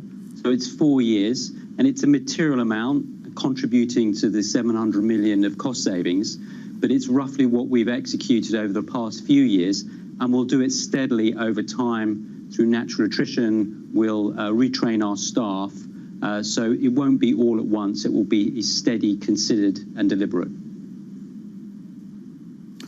Clifford, good morning to you. Steady, deliberate, and considered. Which portions of the business are going to bear the biggest job losses? Will it be the retail branch network? And if so, what portion? Or on the corporate investment banking side? How does it split down? It will be our cost savings, and consequently our role reductions will be across the business. We have quite a small branch network in the Netherlands, a little over 100 branches. So a lot of that branch reduction has happened, and we expect to bring that down steadily over time. So no figures there regarding branches. As you know, we announced that we would wind down our corporate bank outside Europe earlier this year, and that's a part of that 15%. We're also digitizing a lot of the processes within the bank, and that will have an effect on roles as well. But we'll be creating roles, as I indicated earlier, in respect of growth segments that we see in our business. So we will use technology to deliver convenient banking daily services, and increasingly we'll apply our people to helping our clients solve their financial problems. Clifford, you guys have promised to come with a capital update, but to this morning you have the same targets for the dividend. Why is it unchanged? No, we have given our capital framework, and we're announcing our payout ratio will be 50% of earnings. We've also indicated the level of capital that we're targeting, 13% Basel IV, and we'll consider buybacks when we're in excess of 15%. So we've given clarity around our capital framework when we're able to resume dividends. As you know, the ECB has a recommendation that banks in Europe don't pay dividends right now, and we'll clearly comply with that. But over time, as that's lifted and conditions improve, we want to give clarity on dividends and possible buybacks and our approach to that, and that's what we're doing today. Well, that was ABN AMRO's Chief Financial Officer, Clifford Abrahams, speaking to us a bit earlier. Now, the UK reportedly set to become the first country to approve Pfizer and BioNTech's COVID vaccine, possibly as soon as this week. The US Surgeon General, meanwhile, says rollout there will be underway before the end of the month. But for millions of people not in the highest risk groups, the coronavirus will continue to be a reality well into the spring of 2021. So will they wait for a vaccine? How important will rapid testing be as a way to get back to some normality? Well, joining us now is Alex Templeton. He's Cured co-founder. This, of course, is one of the companies that do a lot of the private testing. Alex, great to have you on the program. Thank you so much for coming on Surveillance. When you look, Alex, at the number of tests out there, there are like a million questions on, does this test work? Do I get false negatives? Do I get false positives? Do I get the PCR or the antigen? You've been working at this from the very beginning. Talk us through the main differences. So, as you say quite rightly, there are a couple of main categories of tests out there at the moment. One, which we're not seeing so much demand for at the moment, is antibody testing, which tells you if you've had exposure previously to the COVID-19 virus and produce a detectable response. Mostly people are talking at the moment about the second kind of test, which tells you what your current infection status is. So, do I have COVID-19 right now? The gold standard has been the lab-based PCR test, and that continues to be the majority of tests delivered by the government and privately. But we're also seeing these rapid point-of-care tests coming onto the market, which can give a result in just 15 minutes. You don't need a lab. It looks like something like a pregnancy test kit, and actually they're increasingly reliable. So, Alex, when you look at the number of people that are getting tested, do you see a significant increase going towards Christmas as the rules change in the UK about how many households you can see? And do we just have enough testing in the UK, either privately or through NHS? Absolutely. There's a lot of drivers of demand into the Christmas season. Certainly, we will see with the relaxing of quarantine restrictions, more people traveling to see family, both abroad and also if we do see those relaxing of those tiers to allow families to spend time together at Christmas, people are going to want to be able to do that safely. The government has made it very clear that for international travel and for the reduction of quarantine, which comes in from the 15th of December, that private capacity is going to be required for that. That's not something that the NHS is currently able to provide to the population. And also, if you're looking at well people, asymptomatic people, rather than people with symptoms, at the moment, largely it's going to have to be private capacity to deliver that. Our labs, the ones we work with, and a number of other private laboratories have been scaling up capacity in the run-up to Christmas for exactly this reason. We've seen a lot of companies who did different kinds of testing, epigenetic testing, pathology, turn over capacity to coronavirus testing to help meet that demand. So we're pretty confident here at Cured that we're gonna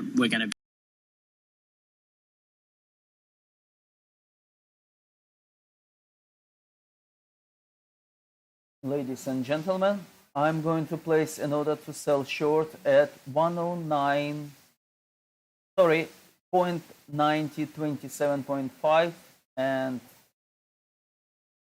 let's see, will get executed. I move down to 0.9027. Okay. Position open for Swiss franc against United States dollar at 0.9027. Everybody inbound to the UK who potentially wants to reduce quarantine, which I imagine a great number of people will do, will obviously require a private coronavirus test as well. So we see that ramping significantly. The government's calculations are 35,000 tests a day privately by the end of December, rising to around 225,000 tests daily by the midpoint of next year. So this is testing for travel is actually not going away anytime soon. According to the government's own thinking at the moment. Alex, any idea on how many asymptomatic people are out there? So once we start testing more, and there are various schemes, especially in the north of the UK, with more testing, how many more infected people will we find? And again, the difference between an antigen, which basically shows a live virus, if it can be relied on, and a PCR would be quite significant in understanding how the virus spreads and where it is. Absolutely. I mean, both of those are really useful tools. The PCR test has a higher sensitivity. I mean, it picks up more true positives than the antigen test. But the antigen test is cheaper. You get a much quicker result and can be rolled out at scale. So I think both of those tests have a role in helping us control the virus. So we expect to see that ramped up into the new year, both by the government and by private providers as well. So, Alex, what happens when we have a vaccine that's approved in the UK? So you're, Cured as a private healthcare service. Will you be administering vaccines? And does it mean that people will just not get tested anymore? We think that it's really important that vaccines reach the most at-risk groups and the most vulnerable categories in society the quickest possible. And that's going to be through public health efforts and quite rightly. We're exploring working with the NHS to help them deliver those vaccines in the near term. But of course, there will come a point when the vaccine becomes available privately. And we see a really strong use case for businesses who want to get their staff back to work safely and, hopefully roll back some of the testing regimes that a number of businesses have put in place. But it will be some months, we expect, before we see the vaccine widely available privately. Thank you so much, Alex Templeton there, the co-founder of Cured.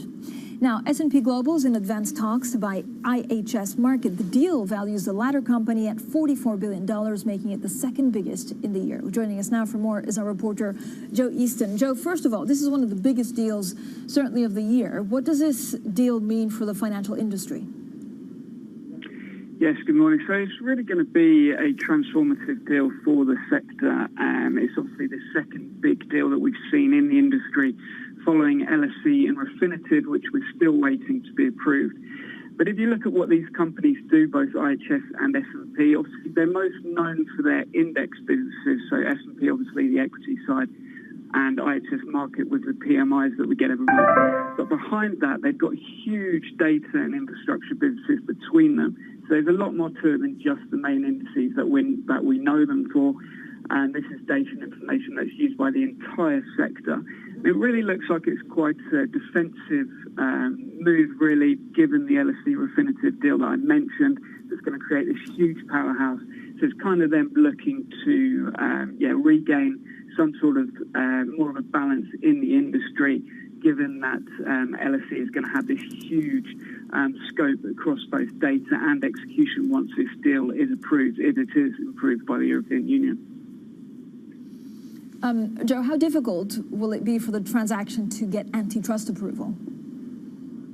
Well, I think that it's quite clear the regulators won't be jumping for joy at this deal, given the size of the company. As you mentioned, the size of just the market capital alone, it's going to be a huge company with a huge reach. And if you look at how long we've been waiting for LSE to get the Refinitiv deal, now this has been going on for such a long time. So I don't think it's going to be easy, and particularly given that IHS Markit has a big connection to the UK as well. So the UK is having to look at this LSE deal, and now they're seeing Markit, which is essentially was originally rooted in the UK. So there is big competition concerns in London alone before you even think about the European Union. The positive side is that the S&P and IHS Markit don't have the exchanges businesses that LSE had, so we saw LSE were forced to sell Borsa Italiana in order to just get the approval. IHS and S&P don't have to worry about the execution side. It's mainly the data business, but nonetheless, there's still going to be some big antitrust concerns for sure. Joe, thank you so much. Joe Easton there, our reporter covering the deal. And just a disclaimer, Bloomberg LP, the parent of Bloomberg News, competes with IHS Markit and S&P Global in providing financial analytics and information. Now, plenty coming up, of course, on Bloomberg Surveillance. First, a data check. Tom is off today, but I'll be joined by Lisa Abramovitz. I know we have loads of market analysis. We'll look at Brexit. We'll look at whether we'll be close to a deal. Stocks are slipping today after the record rally that we saw over the month. And then I'm also looking at oil extending a retreat on signs of discord amongst OPEC plus ministers. The other thing I'm watching out for is, of course, optimism in Brexit. And you can see sterling 133.29. This is Bloomberg.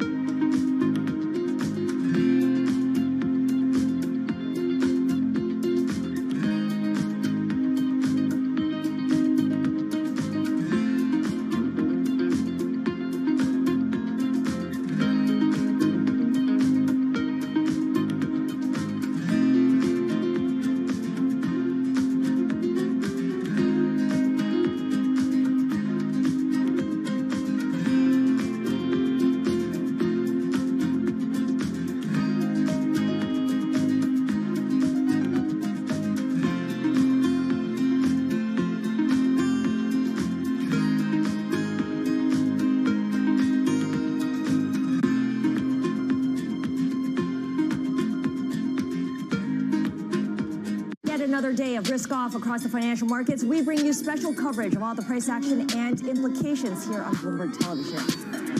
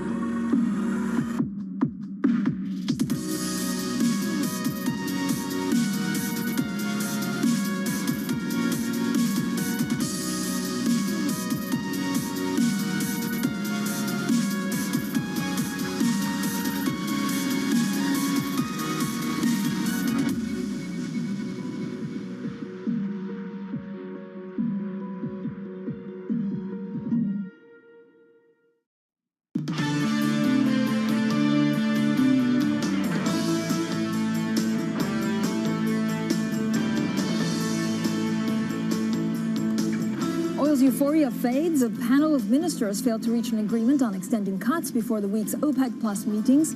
WTI crude slides below $45 a barrel. Recovery on track. China's economic rebound gathers pace with manufacturing PMI at a 3-year high. It comes as shares in CNOOC slump on reports it could be added to a U.S. blacklist.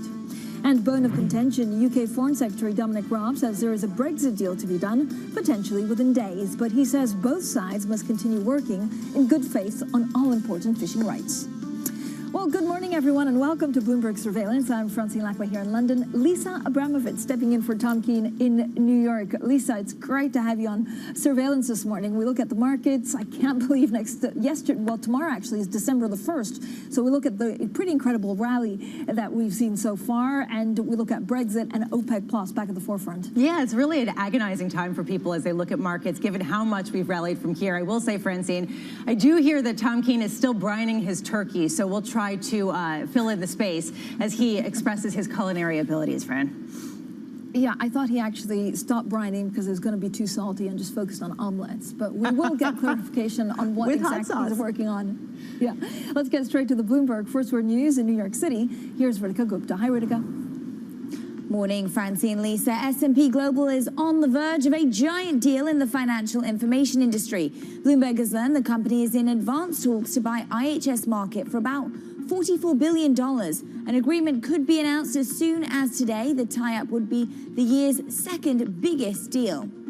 President Trump's coronavirus task force is promising a rapid rollout of vaccines to millions of Americans by the end of the year. Surgeon General Jerome Adams expects most Americans to have access to a vaccine by early in the second quarter. He says the government hopes to quickly okay requests from 2 drug makers for emergency approval of their vaccines. And a group of OPEC Plus ministers couldn't reach an agreement on whether to delay January's oil output increase. That leaves the matter unresolved before a full meeting of the cartel and its allies today. Bloomberg's learned that the UAE and Kazakhstan opposed a proposal to maintain the current cuts. And in the UK, government officials believe a Brexit deal could be done within days. They say the key is to work in good faith on what the UK sees as the last big obstacle, fishing rights. Foreign Secretary Dominic Raab called the EU to recognise that regaining control over British waters is a question of sovereignty for the UK. Global news 24 hours a day on air and at Bloomberg Quick Take, powered by more than 2,700 journalists and analysts in more than 120 countries. I'm Ritika Gupta.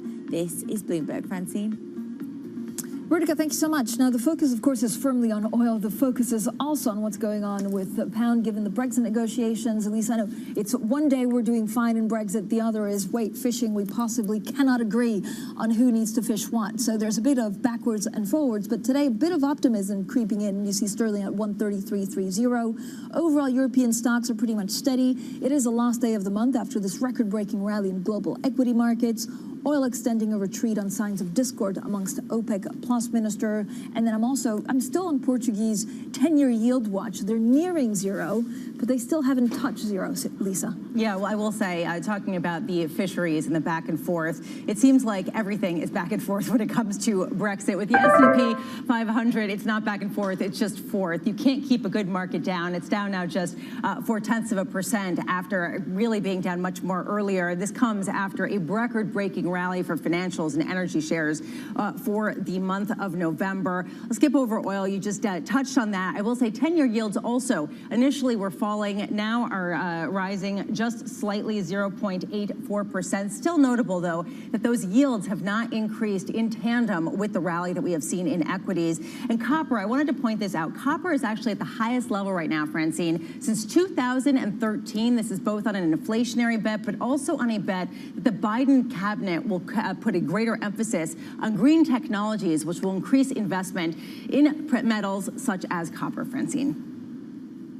Lisa, oil falling as OPEC Plus members failed to reach consensus on delaying output hikes planned for January. Now, the discord raises tensions ahead of a crucial meeting later today. Well, joining us now is Javier Blas, Bloomberg's chief energy correspondent. Javier, I really don't get it. I mean, this seems like they're shooting themselves in the foot if they don't have an agreement and then we have a big glut or a big surplus in the markets.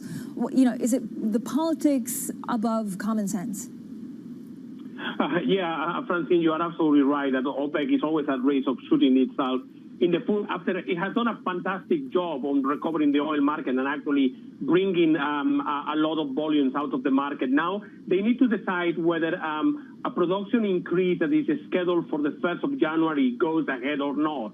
We have had a lot of pre-meeting activity. Yesterday there was a conference call of some of the leading oil ministers of the OPEC Plus group. That meeting ended without an agreement, but let's not forget that the real meeting happens today from 2 p.m. Vienna time, that's 1 p.m. London, 8 in the morning in New York. And that is when the real activity, the real diplomacy is going to happen. And we have a second day of meetings on Tuesday when other countries, the non-OPEC group, will come also on board of that conversation. So there is a lot of posturing going into the meeting with division, but I will still expect that OPEC can find an agreement in the next 48 hours.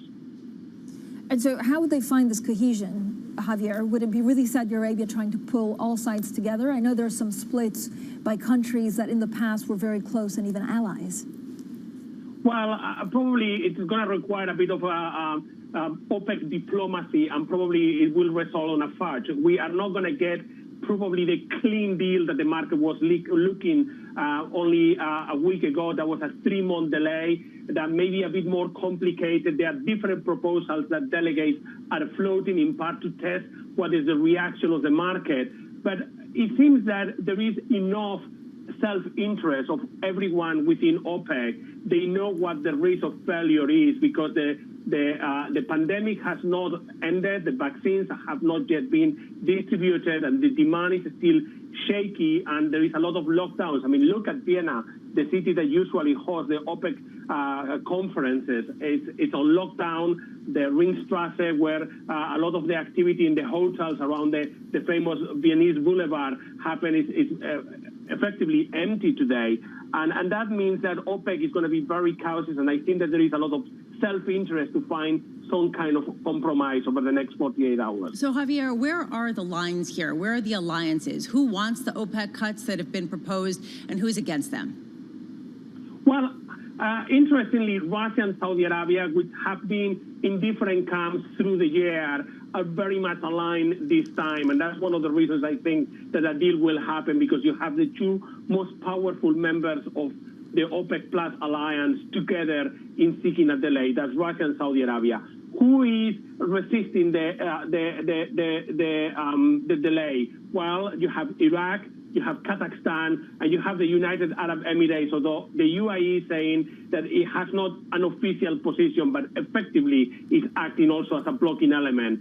So the Saudis and the Russians need to work on those three holdouts and try to convince them that the best outcome for everyone is for a delay. I will expect that Moscow is going to lean heavily on Kazakhstan to try to push them into an agreement, and I suppose that Saudi Arabia is working the phones and talking to Iraqis and the Abu Dhabi to make sure that also they support the deal. But those are the camps. But the important thing is that Saudis and the Russians appear to be together this time, pushing for a delay on the production increase. And just to build on what you're saying, just some headlines crossing that give that sense that there is sort of a more good feeling between the Kremlin and Saudi Arabia. Vladimir Putin said he has no plans to talk with the Saudis ahead of the OPEC Plus meeting. However, he also said that the OPEC Plus differences now are less serious than in the spring. This coming from Vladimir Putin, the president of Russia. There is a question going forward, Javier. What is the market response? Right now, we're seeing oil prices decline on this lack of an agreement ahead of this summit between OPEC Plus members. What do you expect if they do come to an output cut agreement? What happens to the price of oil? Well, the main scenario is that they delay this production increase by 3 months, rather than increasing production on the 1st of January, they do on the 1st of April. That is certainly bullish for the market, although a lot of that was priced in. If the meeting ends with this agreement and actually the production happened as it was planned on the 1st of January, that's obviously bearish for the market, and we can go a few dollars down from current prices of about $47 a barrel for Brent. Goldman Sachs has put a note to clients a few hours ago saying that the risk is that potentially oil loses about $5 if the meeting ends with no deal. But that will still keep Brent above $40. But having that kind of warning that you risk $5, I think that is going to concentrate the minds of every OPEC minister to try to find some diplomacy and some kind of agreement. Concentrated minds, always a good thing, Javier, to focus and sharpen them. Javier Blasser, our Bloomberg chief energy correspondent, of course, following the OPEC meetings for us. Up next, we talk oil, we talk inflation, we talk pound with Themos Fiotakis, Glenpoint Capital head of research. This is Bloomberg.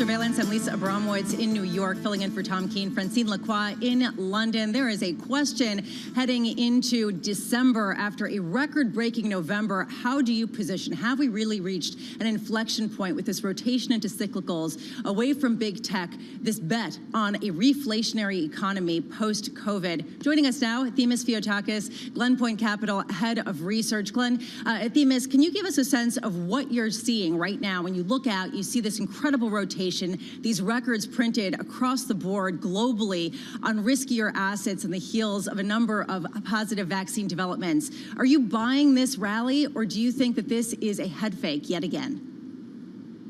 No, I think that the rally is very likely to extend, and for the very simple reason that the market used to be very bifurcated.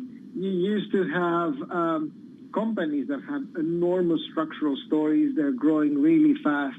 You have, whether that is your speculative tech companies or whether that is your mega caps like Microsoft, Amazon, or the Chinese equivalents like Alibaba, etc. But on the other hand, you had a spectrum of cyclical assets that was doing really poorly, from most of the emerging markets all the way to airlines, hotels because of the coronavirus, or even banks, etc.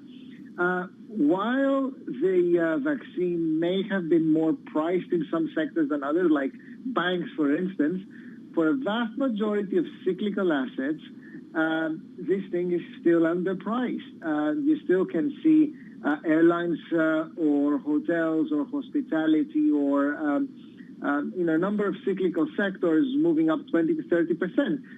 When you have breadth in the market, you can build very diversified portfolios, you can accommodate inflows, and the move can extend. If you, on top of that, add the fact that we think in Glen Point, in our estimates and our analysis, that the reopen is going to be quicker and more rapid than the market expects, then you're pretty much looking at the beginning of next year, the point where the economy will be accelerating really fast. And in these periods, you cannot afford not to own risky assets. And in particular, I would say emerging markets are likely to have a performance the likes of which we haven't seen for 5 or 6 years now. Well, we already have seen a pretty impressive performance for emerging markets. I'm looking right now at the MSCI Emerging Markets Index, and it just had its best month, if you will consider that we are going to continue the rally or not at least retrace it too much today, since March 2016 at the highest level since 2018. How much higher could we potentially go? How much more is there to this emerging markets rally? We're not even scratching the surface. Look, I'll give you a very simple example. Take a very, very mainstream stock like Alibaba, right? You've had years of revenue and profit expansion, yet we are only we're not that much higher than 2017 levels when the whole trade war uncertainty started. And definitely we're a lot lower than where a lot of its NASDAQ counterparties are, despite the fact that this is a more profitable company facing a faster growing economy. So the risk premium is there. I can repeat a very similar statement about a number of equities, currencies, bonds, or credits in emerging markets. There's a big risk premium. You have seen 5 years of 4 to 5 years of capital inflows drying up. Capital inflows are now coming back on, and you're seeing a structurally better setup. It's not just the recovery from the coronavirus, which is ahead of us for emerging markets. It hasn't happened so much. It is also the fact that these guys are facing now a much more, let's just say, regular conduct with the United States, as you're seeing a transition of leadership. Themis, there was a very good note by Goldman Sachs that basically said, once we have the vaccine, we're going to see pretty strong growth. What does that do to your inflation forecast, and what does that do to monetary policy? Yes, I've read that note. Goldman has done a phenomenal job this year with their forecasting. I thoroughly buy that view, and I think that even they are being conservative because, in our view, once you start vaccinating the more sensitive groups, you're probably going to be reopening a lot faster, and there's pent-up demand. So I think that them trying to be ahead of consensus, they're being even a little bit conservative. What does it do to the inflation forecast? Look, Francine, you are going to have a base effect next year, which is going to be high. And, there might be a setback in oil short term with the OPEC meeting, etc. But it's more likely than not that oil in the middle or late part of next year is going to be $10 to $20 higher than where it is now. So all that will create a headline inflation bounce sometime next year. However, I really don't see how core inflation is set to pick up in a meaningful way for a long period of time. And it's not just the slack in the economy, which needs to be reduced, which is going to take some time. It's not just the fact that, as opposed to now, a couple of years from now, the fiscal monetary setup is not going to be necessarily as accommodative as it has been so far, but it is also the composition of inflation and the inflation drivers globally, which makes it very hard to go to an inflation level much higher than the one we used to see in the middle part of the previous cycle. So core PCE above 1.5 or 1.7, unlikely. Sorry. But once we see a bit of inflation, if this is, an inflation that holds, will the markets freak out? That's a good question. I think that a lot of it will depend on the Fed, and this has been a Fed that has made major mistakes in their communication policy from the time that Chair Powell took charge up until now. They keep making similar mistakes. Hopefully, this new policy that they have brought forward in the Jackson Hole Symposium in August means that their commitment is true. If you look at their forecast, they're going to have very low rates and very easy policy well into this inflation rise that you're talking about, which in their forecast is also coming a lot faster than I think is going to happen. I think the market is going to look through an inflation uptick if the Fed stands true to its word. And we'll find out possibly later this month when they do meet yet again to discuss monetary policy. Thank you so much for joining us, Themos Fiotakis, Glen Point Capital Head of Research. Just to give you some more color, the expectation in markets is that the Fed will indicate they will buy longer duration bonds at their upcoming meeting in December. Coming up in the next hour, Carl Weinberg, High Frequency Economics Chief Economist. That's at 6 a.m. in New York, 11 a.m. in London. I'm sure he will weigh in on what the Fed should and will do. From New York and London, this is Bloomberg.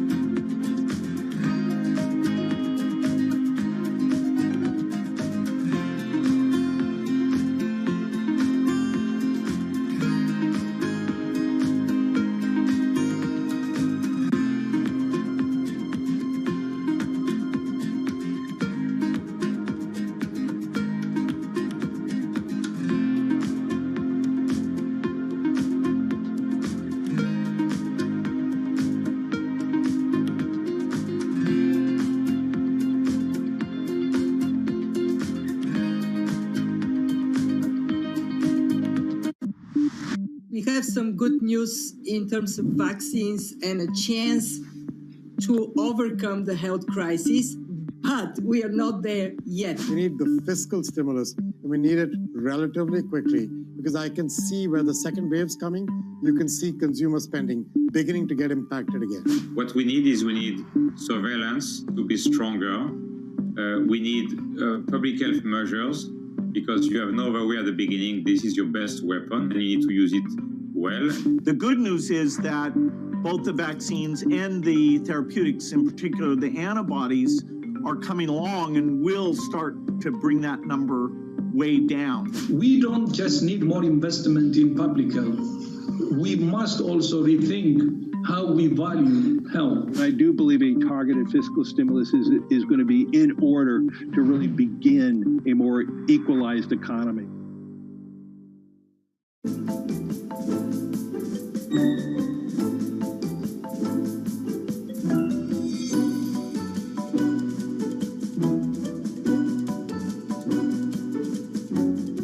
Never met, obviously, Walt Disney, but if you had a chance to talk to him, what would you want to ask?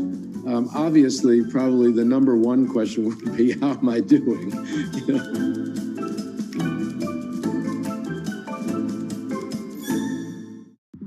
It is possible we could have negative growth if this resurgence gets bad enough and mobility falls off enough. We knew that things were going to slow down after the bounce back in the third quarter, and you're seeing that in the data now. We're going to be well into 2021 before there's some sort of equilibrium that we achieve.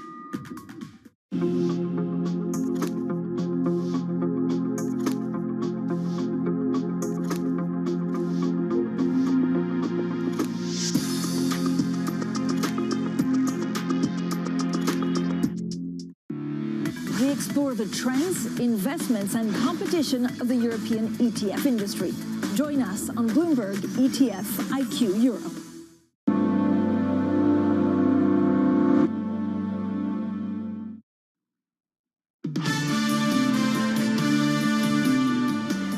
This is Bloomberg Surveillance. I'm Ritika Gupta with your Bloomberg Business Flash. There could be another takeover in what has been a record year for deals in the semiconductor industry. Taiwan's Global Wafers says it is in advanced talks to buy Germany's Siltronic for $4.5 billion. That would represent a 10% premium to Siltronic's closing share price on Friday. Siltronic shares are up 48% this quarter. In China, Jack Ma's Ant is said to face only a slim chance of getting its giant IPO done next year. China is overhauling rules that will govern the fintech industry. Chinese officials tell Bloomberg that Ant is in the early stages of reviewing changes demanded by regulators. Investors had been counting on a record $35 billion IPO. And HSBC is contemplating a complete exit from retail banking in the US. It would be part of its restructuring aimed at boosting profits in the US and Europe. Bloomberg's learned that recommendations are expected to be presented to HSBC's board as soon as this week. The bank makes almost all of its profit in Asia. And that is your latest Bloomberg Business Flash. Francine. Thank you so much, Ritika. We are looking right now at markets that are cooling a little bit after a record-breaking month in a lot of different indices. The S&P, just to give you a little bit of a sense, it's down 0.4% now to 3620. That's futures. But just give you a sense, Francine, it's up more than 11% so far this month. I'm looking at crude, given the fact that we've got that OPEC plus confab today. It is dropping, but off earlier lows, down less than 2%. 10-year yields up just marginally. At copper, pairing its, or actually adding to its best monthly performance since 2016, Francine. Yeah, Lisa, I'm looking at European stocks. They're pretty much steady, but actually, you know, you saw that rotation that sent stocks to an all-time high, showing signs of slight reversal, with technology companies holding firm, small caps in Europe, banks and energy producers actually broadly lower. And then you're right, it's all about OPEC plus and pound. Look at pound, 133.26. We could have a deal, but then one day we do, and then the next day we're a bit more downbeat about the prospects of that. Coming up, Jill Rutter, UK in a Changing Europe Senior Research Fellow. We talk Brexit, and this is Bloomberg.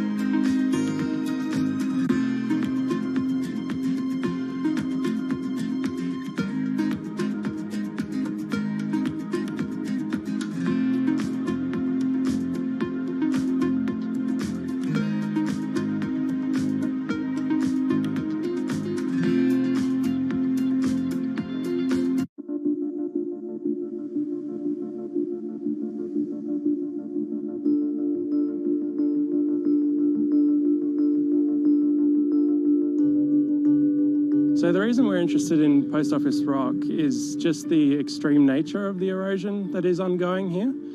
In the last, well, since 1940, it's eroded about 100 metres and in quite a unique fashion.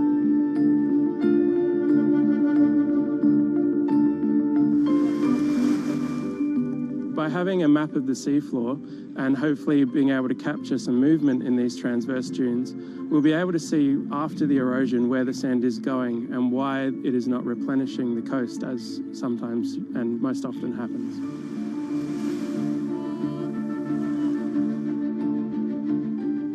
With continued sea level rise and future climate change, we're just going to see much more of this kind of event taking place. So it's a good proxy of what we expect to take place much more commonly by 2050, 2100 than is currently the case.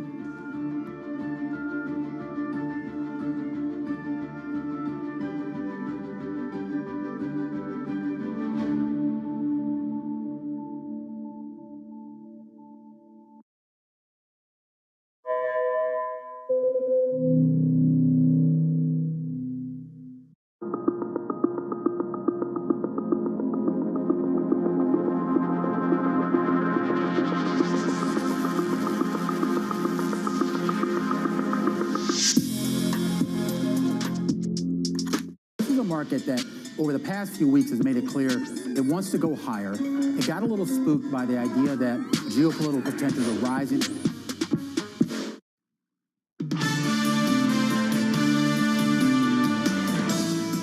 This is Bloomberg Surveillance. I'm Francine Lackman, London. Lisa Abramovitz in New York. Now, Brexit talks continued over the weekend. Negotiators on the UK side believe a deal could be reached in days, but fishing rights remain an obstacle in negotiations. Well, joining us now is Jill Rutter. She is UK and a Changing Europe Senior Fellow. Jill, first of all, for our international audience and also for people watching here in the UK that are actually confused about what exactly is still being negotiated, are we looking at only a skinny deal, or could we have a more comprehensive deal between the UK and the EU?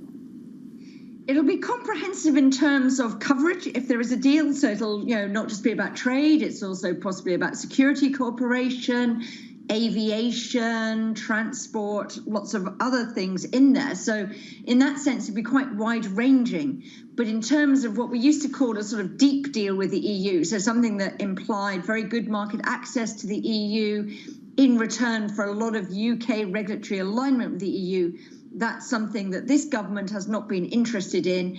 It says it wants a sort of free trade deal that the EU has done with much more distant countries like Canada and Japan. So we're looking at the skinny end of deals, but it might have quite a lot of chapters about quite a lot of things that you might not see in a normal free trade deal. What happens to finance? So we have a great story that's really getting a bit of a buzz, and I urge everyone to go and really read it on the website or our Bloomberg Terminal, which basically says London is thrown to the lions as a Brexit finance deal unlikely. What does happen to finance? What happens to finance is finance isn't really part of this negotiation. As part of the political declaration last year, it was agreed that both sides would try to give equivalence decisions in the summer. That didn't happen, so that was going to be a decision on whether UK firms could continue to passport into the EU and vice versa.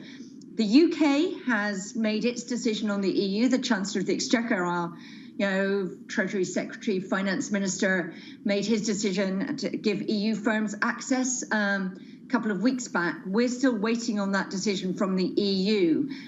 It's technically separate from all these trade negotiations, but I think quite a lot of people would look at the way in which the EU has dealt, say, with Switzerland in the past, and would say that actually, if there is no trade deal, financial services equivalence decision isn't likely to be forthcoming on a very quick timetable. One of the things the UK did want was to look and see where there are mechanisms for saying, let's make that a sort of deeper cooperation. One of the things people don't like about equivalence is it can be unilaterally withdrawn at 30 days' notice. That's not a great basis for building big businesses on the back of. So the UK did originally float some ideas for, much more cooperation, free notification, longer time periods, but I'm not sure we expect to see that in any sort of deal. And Francine knows this better than anyone. People are leaving the UK. People are leaving London. Big banks are shifting operations outside of the nation in order to be within the EU. I'm wondering, do we have a sense or an estimate of what the financial hit to the United Kingdom has been and will be as a result of these shifts? I don't think we know that yet. At the moment, there have been some jobs moved and some assets moved, but it's not been enormous yet. I think, one of the questions is, does one of the EU capitals manage to build up as a significant financial centre over time? I think the key thing there, though, you're quite right. I mean, we talk a lot about the impact on different firms. I think for these big financial services firms, many of them started to move last year when we kept on marching up the hill and down again about whether there would be a no-deal exit last year. So I think a lot of them have moved already. They've started to make those preparations, moved some assets, some people. So far, not made a big move yet, but to ensure that they're able to continue to service their European customers from a European base. I think that's one of the really interesting things is those firms, they'll continue, they'll take a bit of extra cost, but they'll manage to have business continuity.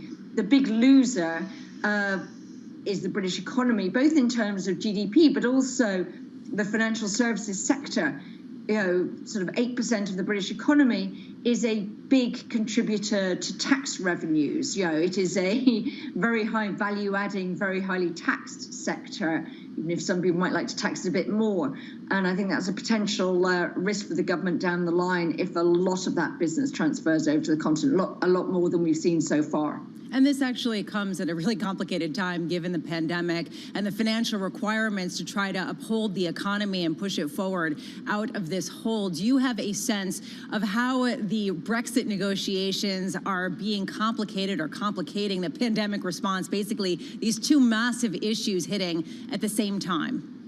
Yeah, well, you'd say you wouldn't want to start from here of doing these two things. But of course, that was partly the government's decision because it did have that option back in the summer of seeking an extension, which might have been able to push the negotiations into next year or even a year after. There was the option there of really quite a long extension if the UK government wanted it, but it decided not to. It had made a commitment to get Brexit done this year and decided to stick with that. So we are managing the two simultaneously. There's some people in government who argue that actually the sort of short-term disruption from Brexit will be eased because there's less travel, less movement of things between here and continental Europe. Actually, the real problem is in the Office for Budget Responsibility, so the UK's independent fiscal watchdog, independent fiscal forecaster for the government, made this clear in the report that was published last week. The real problem is that, if you like, COVID has nixed the sort of non-tradable services sector, so all those face-to-face services, hospitality, personal services and things like that, whereas Brexit nixes traded goods, and so you actually have a sort of bit of a perfect storm by doing the two together, and that's actually why the OBR drew attention to that conjunction and said, actually, in the longer run, a no-deal Brexit could be worse for the economy than COVID, because COVID you will expect to come back. But the Chancellor of the Exchequer chose not to mention that at all in his economic statement last week. Jill, I don't know whether I should ask you about fishing rights, because I feel like we're all experts now, we're all virologists and like fishing rights. Or actually maybe the bigger question, Jill, is that even if we have some kind of deal, everything changes, the paperwork on trading goods and things like that, coming into the country. Are businesses prepared for it? So maybe Sainsbury's prepared, or, the big ones, but what about the smaller businesses? Well, I think that's the two, dimensions that. Yes, you're absolutely right that the government is, finding it quite hard to get over the message that actually deal or no deal, there's just a vast amount of extra paperwork that every business that wants to continue doing business with Europe will need to be ready to comply with from the 1st of January. The big difference, obviously, between deal and no deal is tariffs. If there's no deal, then the EU will charge their most favoured nation tariffs on anything coming in from the UK, and the UK will apply its global tariff schedule, particularly heavy duty on agricultural goods and automotive, but significant for other sectors. So there's a massive increase in bureaucracy. Bigger firms, I think, are compliant insofar as they can be, but they don't absolutely know all the detail, and that's particularly relevant, although not a big part of the economy, particularly relevant to firms moving goods into Northern Ireland, where there are a lot of things. Remember, we're getting that border in the Irish Sea, and a lot of details still to be thrashed out in the Joint Committee, which the minister in charge of that, Michael Gove, minister in our cabinet office, said he hoped would be settled during this week. But a lot of retailers, you mentioned Sainsbury's, are still asking, how on earth are we going to move goods onto supermarket shelves in Northern Ireland? That will be quite complicated after Brexit. We need to know the detail of that. But you're right, a lot of small and medium-sized firms have said, well, we're coping with a pandemic. We actually haven't got the bandwidth to do this. There are shortages of customs agents, things like that. So it could be a bumpy start to the year. Thank you so much, Jill Rutter, their UK in a Changing Europe Senior Fellow. Now let's get straight to the Bloomberg First Word News. Here's Ritika Gupta. Hi, Ritika.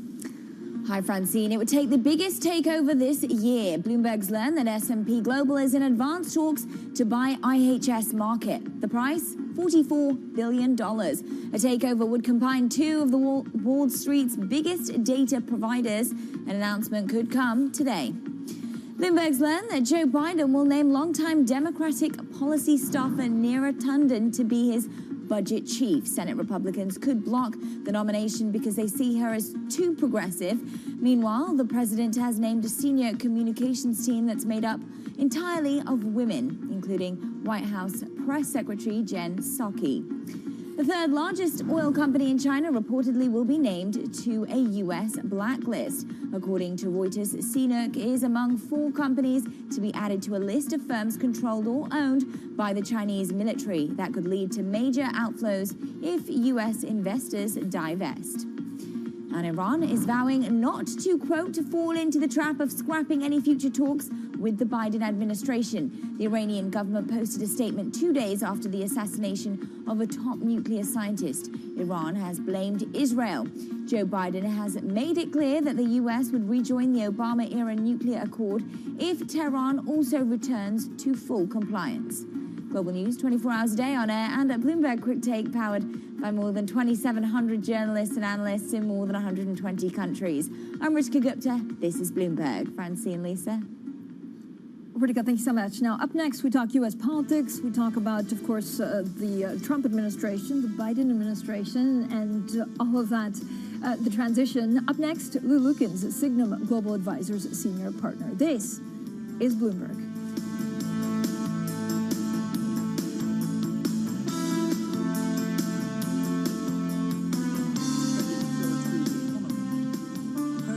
Pretty much at the same time, the supervisory pillar of the ECB went out very quickly to authorize the use of buffers and to encourage banks also to use what previous policies had put in place in order to respond to the tension that the economy was suffering at that point in time. So it's this coordination, fiscal and monetary, supervision and monetary, that actually put together with the wrong tempo and the right tempo and the right coordination actually helped a great deal.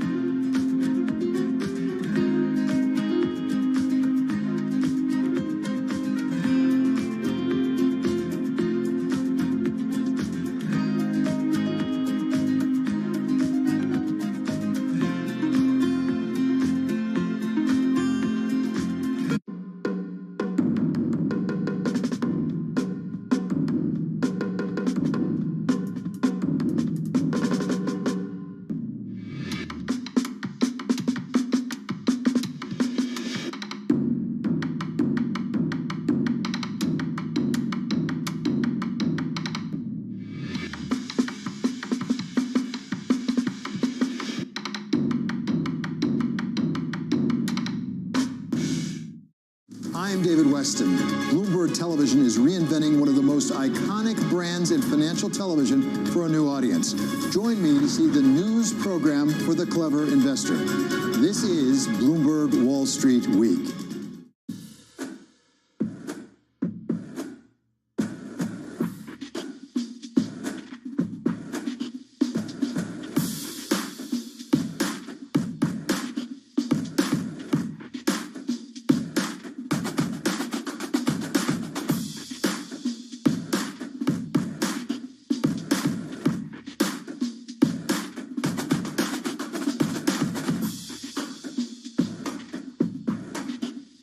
I think what we've seen during this period of time is that communicating via video is not a fad.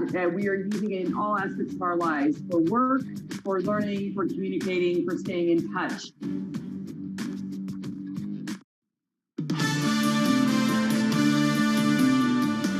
Good morning. This is Bloomberg Surveillance. I'm Lisa Abramowitz in New York. Francine Lacroix is in London. Over the weekend, President Trump came out still talking about the fraudulent U.S. election, which has been debunked by many, but still seeming to concede just a touch, talking for the first time about a Biden administration. The question now is, what can President Trump do in his remaining days in office to lock in the Biden administration to certain policies, particularly when it comes to international politics? Joining us now, Lou Lukens, Signum Global Advisors senior partner. Lou, let's start there, especially with the moves overnight, over the weekend, with blacklisting certain Chinese companies from doing business with U.S. firms. What's your sense of how effective President Trump is going to be to locking in Joe Biden, to certain policies internationally? Good morning. Well, he's running out of time to really lock in the Biden administration, and as every day goes by, he has less time to really sort of cement his policies and what seems to be an attempt to make life difficult for a new Biden administration. It's almost too late now for new regulations, major regulations that have a major economic impact have to be done at least 60 days before the change of administration. So we're already past that point.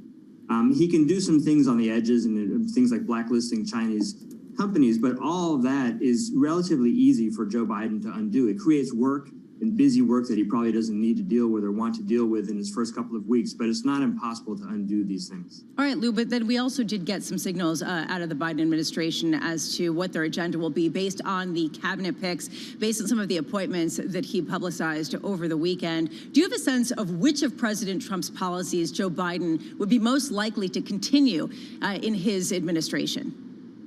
Well, I think he'll continue to take a hard look at China, so I'm not sure those will be the first ones that he seeks to undo. I think where he really will try to shift in tone and in substance is on the environment and energy. So President Trump introduced a lot of executive orders early on in his administration to overturn Obama-era environmental regulations. I think Joe Biden will move very quickly to undo the undoing of those. And I think, you know, as far as the international stage, he's already said he will recommit to join the Paris Climate Agreement on day one. So that'll happen quickly. It won't happen on day one, but he'll recommit to it early on and probably happen a month later. And then, as you were saying in your previous segment, he will reach out to the Iranians to restart negotiations about sort of creating a new version of the Iran nuclear deal. Lou, in an interview over the weekend, President Trump, repeated these unfounded allegations of voter fraud. Could it actually reach the Supreme Court? I don't think so. He hasn't had very much success in the courts so far, and he's lost pretty much every case. The key date, I mean, Arizona, I think, is certifying its vote today, so all the major states will have certified by this week, and then next week is the date by which all the states will formally submit their slate of electors or nominate their slate of electors to the Electoral College. And then December 15th is when the Electoral College meets. And I think what will happen is on December 15th, the Electoral College will vote for Joe Biden, and any hope of a legal challenge or political way around the result will be over for President Trump at that point. What does it mean for the GOP? I mean, you know, when you look at the legality of what they're saying, he's been supported so far. Does that slowly change? Do you see a shift, or does the GOP stick with him because he's their only chance in 2024? Yes, so it's a great question. So I think they're sticking with him for now because they're very focused on the two Senate runoff elections in Georgia on January 5th. And they've been able to sort of thread this needle of saying, you know, the president has his right to challenge the results legally and to go to court. But after the Electoral College meets and formally votes for Joe Biden, there's still, you know, 3 weeks until the Georgia runoff. And it'll be much more difficult for the Senate leadership or the Republican leadership at that point to continue to not acknowledge Joe Biden as the winner. But on the other hand, they need Trump's base to be fired up and to come out in January so that they can maintain control of the Senate through those 2 elections. So it'll be a very difficult balancing act for them, especially after December 15th.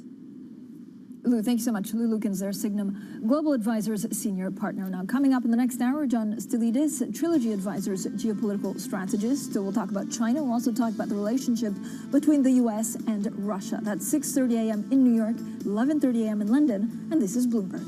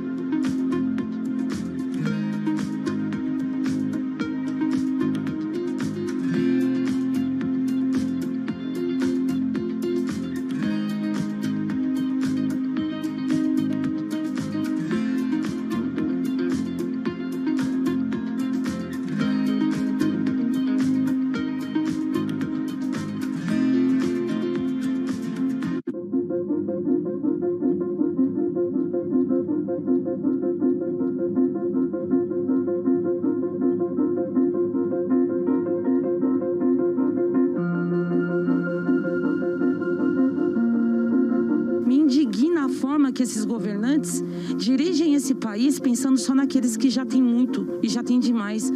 E é mais uma vez por isso que a gente optou por ocupar esses espaços, para que a gente lá de dentro possa exercer a mesma pressão que a gente já exerce na rua de fora para dentro. A gente quer abalar essa estrutura.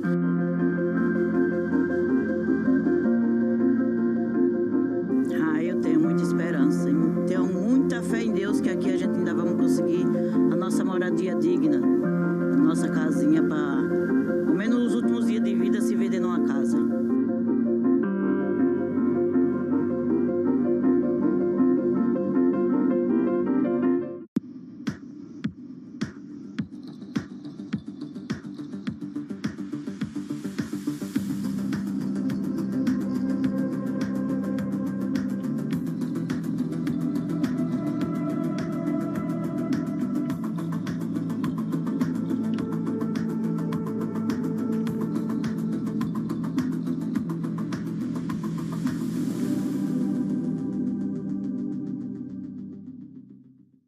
Give you a sense of the real-time action. The 10-year yield tumbling now 11 basis points, so continuing in this knee-jerk risk-off feel.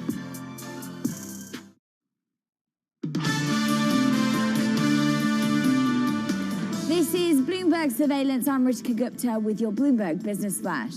Bloomberg's learned that Airbnb and DoorDash will disclose higher valuations for their IPOs this week.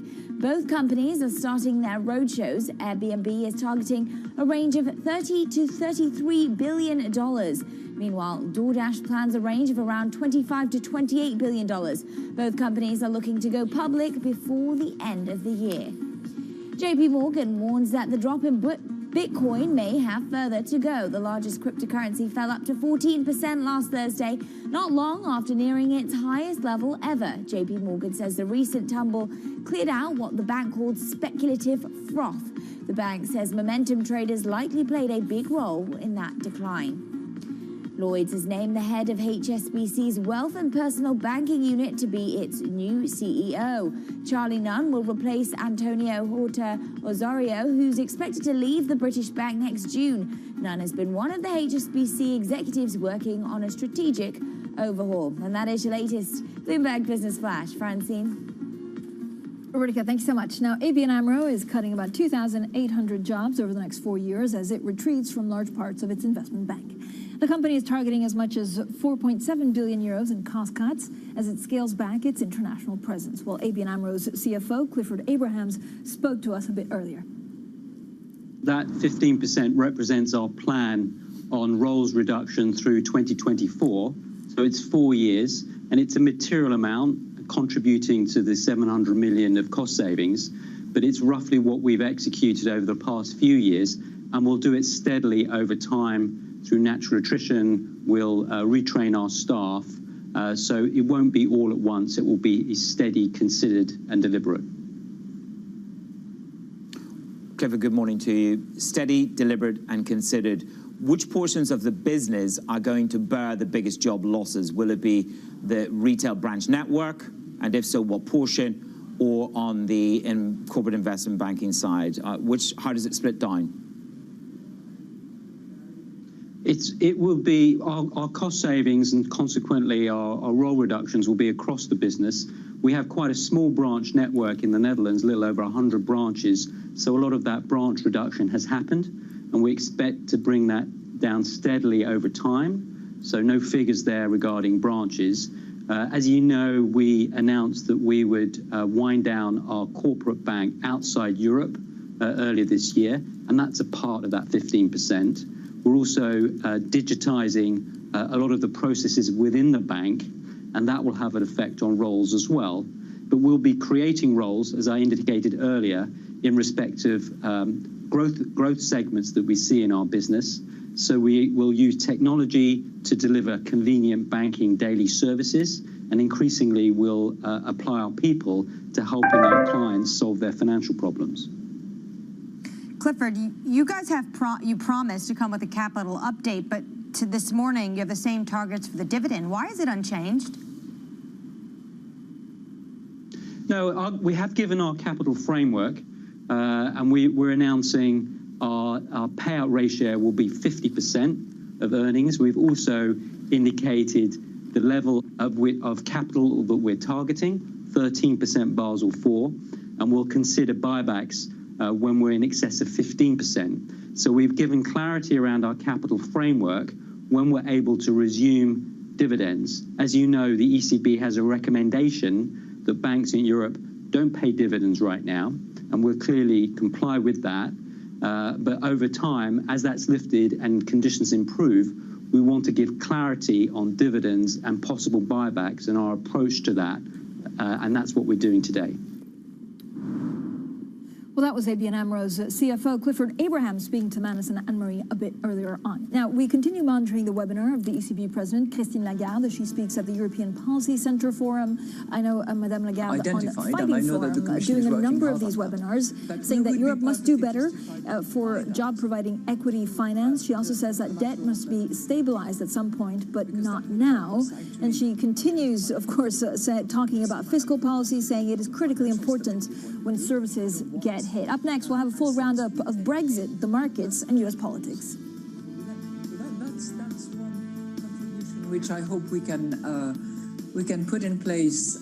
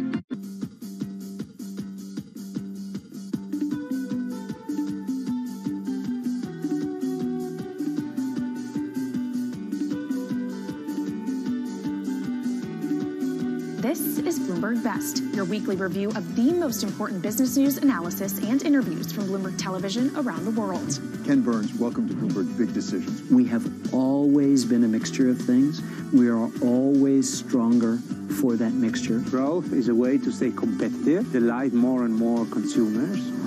Are you worried that people won't take the vaccine? We remain concerned about vaccine hesitancy. What is one word of advice you'll take with you? Learn how to listen. And that is certainly something that has served me well. Ankiti, where do you go from here? It's a huge market, it's a huge opportunity. I want to go 100x from here. Our philosophy is to partner where we can and stand apart when we should. Our generation's biggest problem. Climate change is happening. And the world's most innovative solutions. Transport, industry, buildings, electricity, all of those things. Everything you need to know about our changing environment, the politics of global warming. We can and we will deal with climate change. In the fight against climate change, Bloomberg Green has you covered.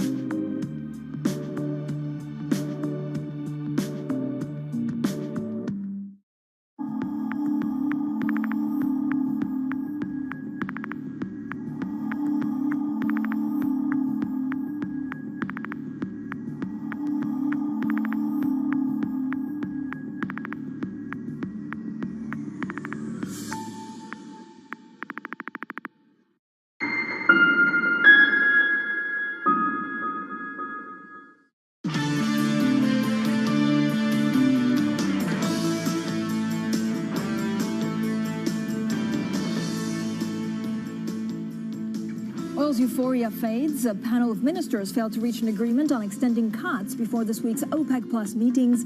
WTI crude slides below $45 a barrel.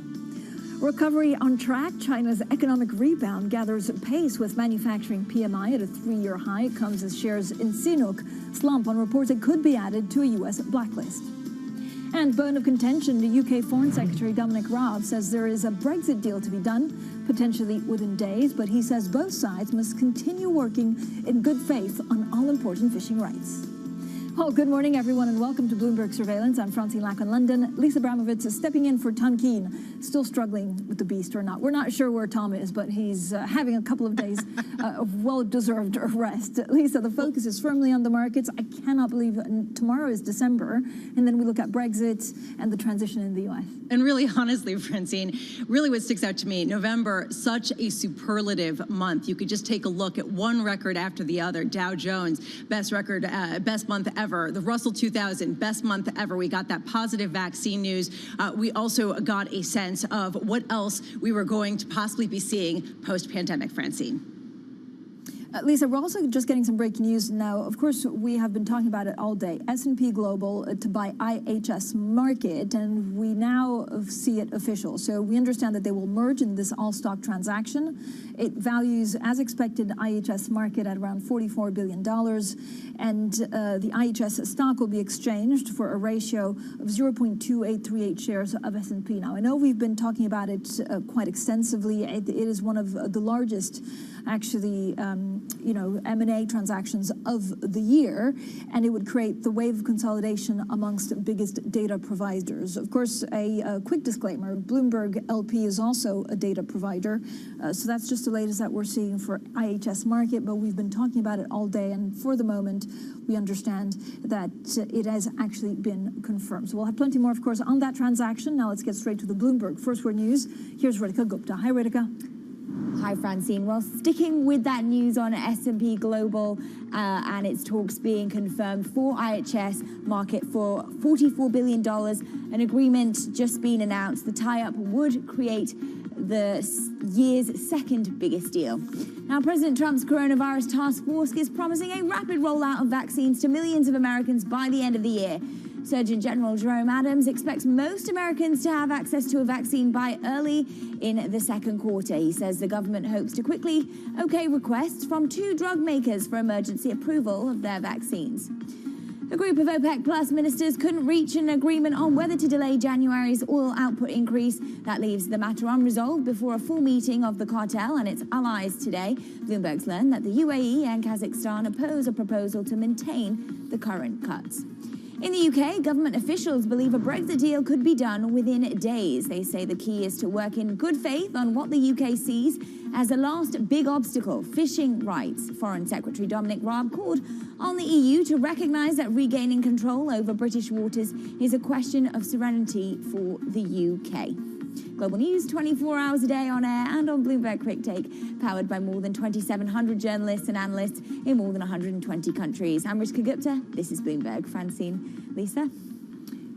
Thank you so much, Ritika. So in the last couple of minutes, it is official. S&P Global is now buying IHS Markit for about $44 billion. The figure was confirmed, and this, of course, is a huge deal, one of the biggest of its kind, certainly this year, and it could accelerate the wave of consolidation among some of these data providers on Wall Street. Now, if you look at what exactly that means, so IHS was valued at $36.9 billion at the close of New York on Friday, so it is a significant premium to that price because it's $44 billion. It's an all-share offer, and so that's the very latest of what we know. It's an all-stock transaction.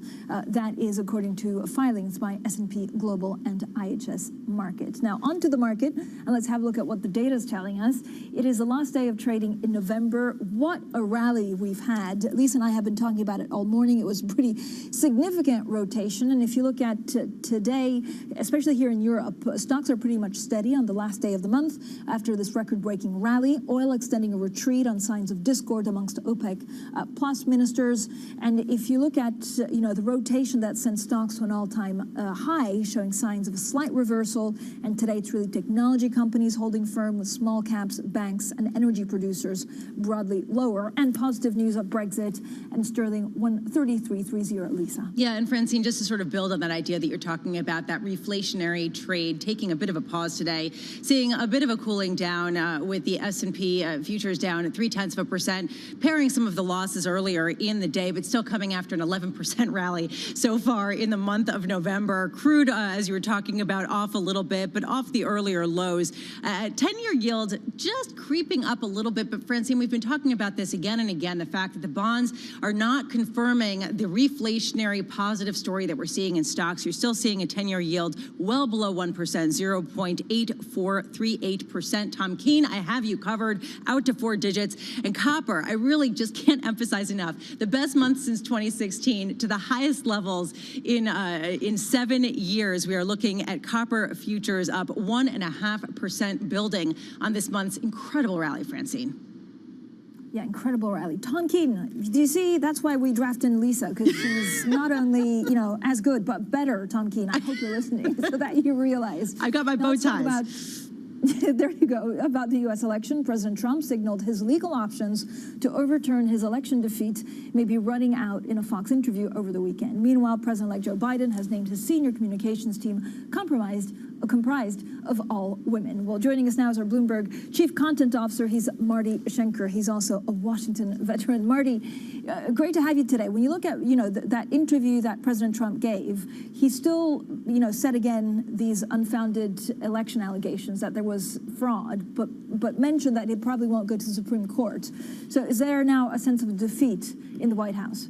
Well, there's a sense of inevitability that Joe Biden is going to be inaugurated president, but Donald Trump has not backed off at all on his contention that seems to be his alone that he actually won this election. What does it mean for the Georgia Senate race, Marty?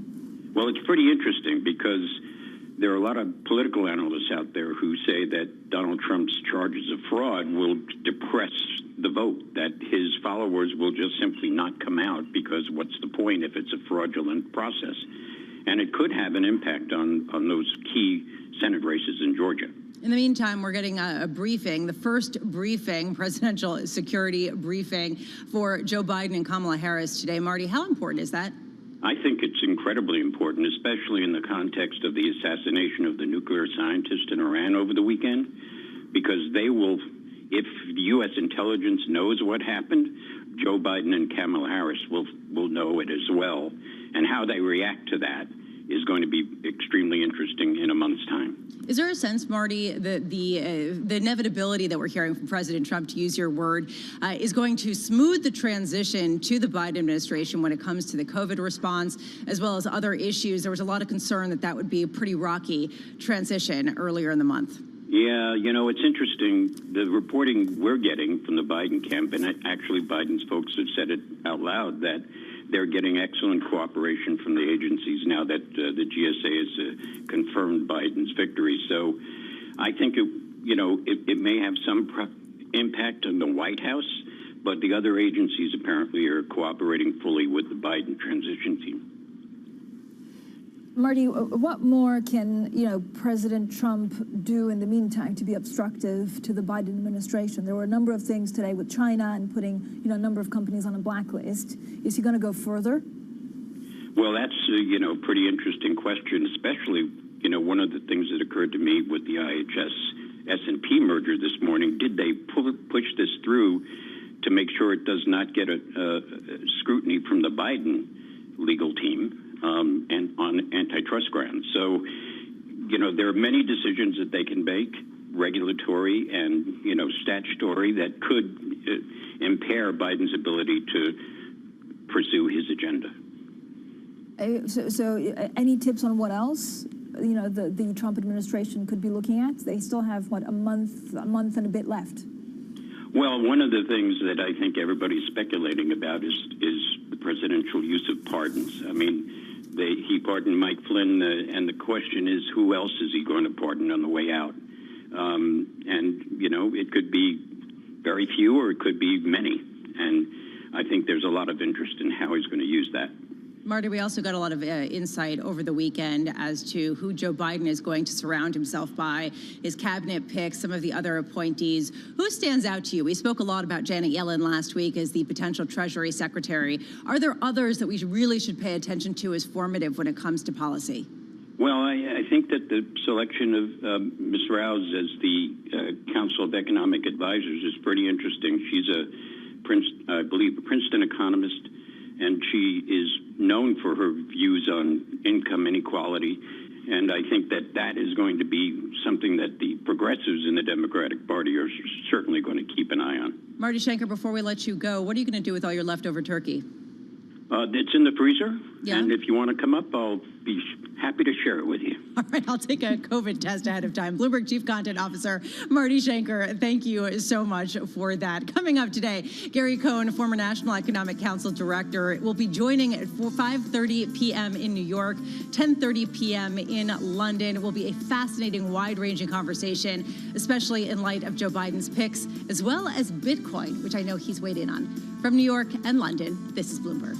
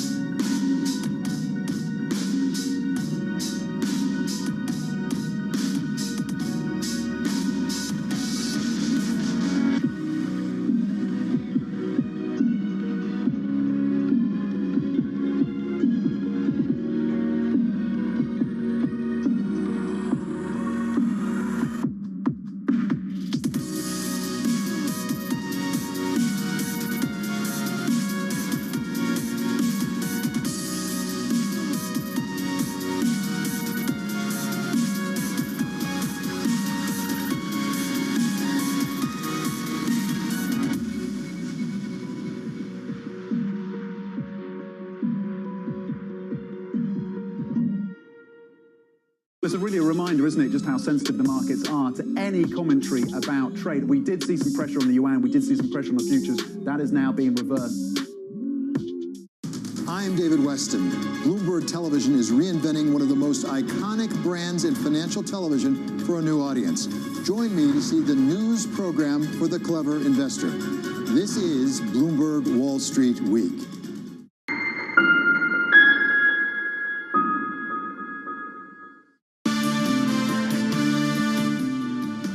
Good morning. This is Monday. This is Bloomberg Surveillance. I'm Lisa Abramowitz in New York, Francine Lacroix in London. A big question, and I was reading a note over the weekend, Francine, from Michael Darda of MKM Partners, and he was vehement about how people who are bearish, I might be one of them, at least in theory, we'll take a look at some of the disappointing data, the retail sales, the higher than expected jobless claims, and paint a bearish story about the U.S. economy. And he was saying economists have gotten it wrong, and they're getting it wrong again. There is a lot of momentum behind the recovery. Joining us now to weigh in, Carl Weinberg, High Frequency Economics Chief Economist. Carl, I know you've been looking for a long time at the U.S. economy. Are you one of those who takes a look at the recent disappointments in jobless claims, in retail sales, and says that the momentum has declined to such a degree in the U.S. economy that we are looking at the risk of a double dip, or is this something to overlook?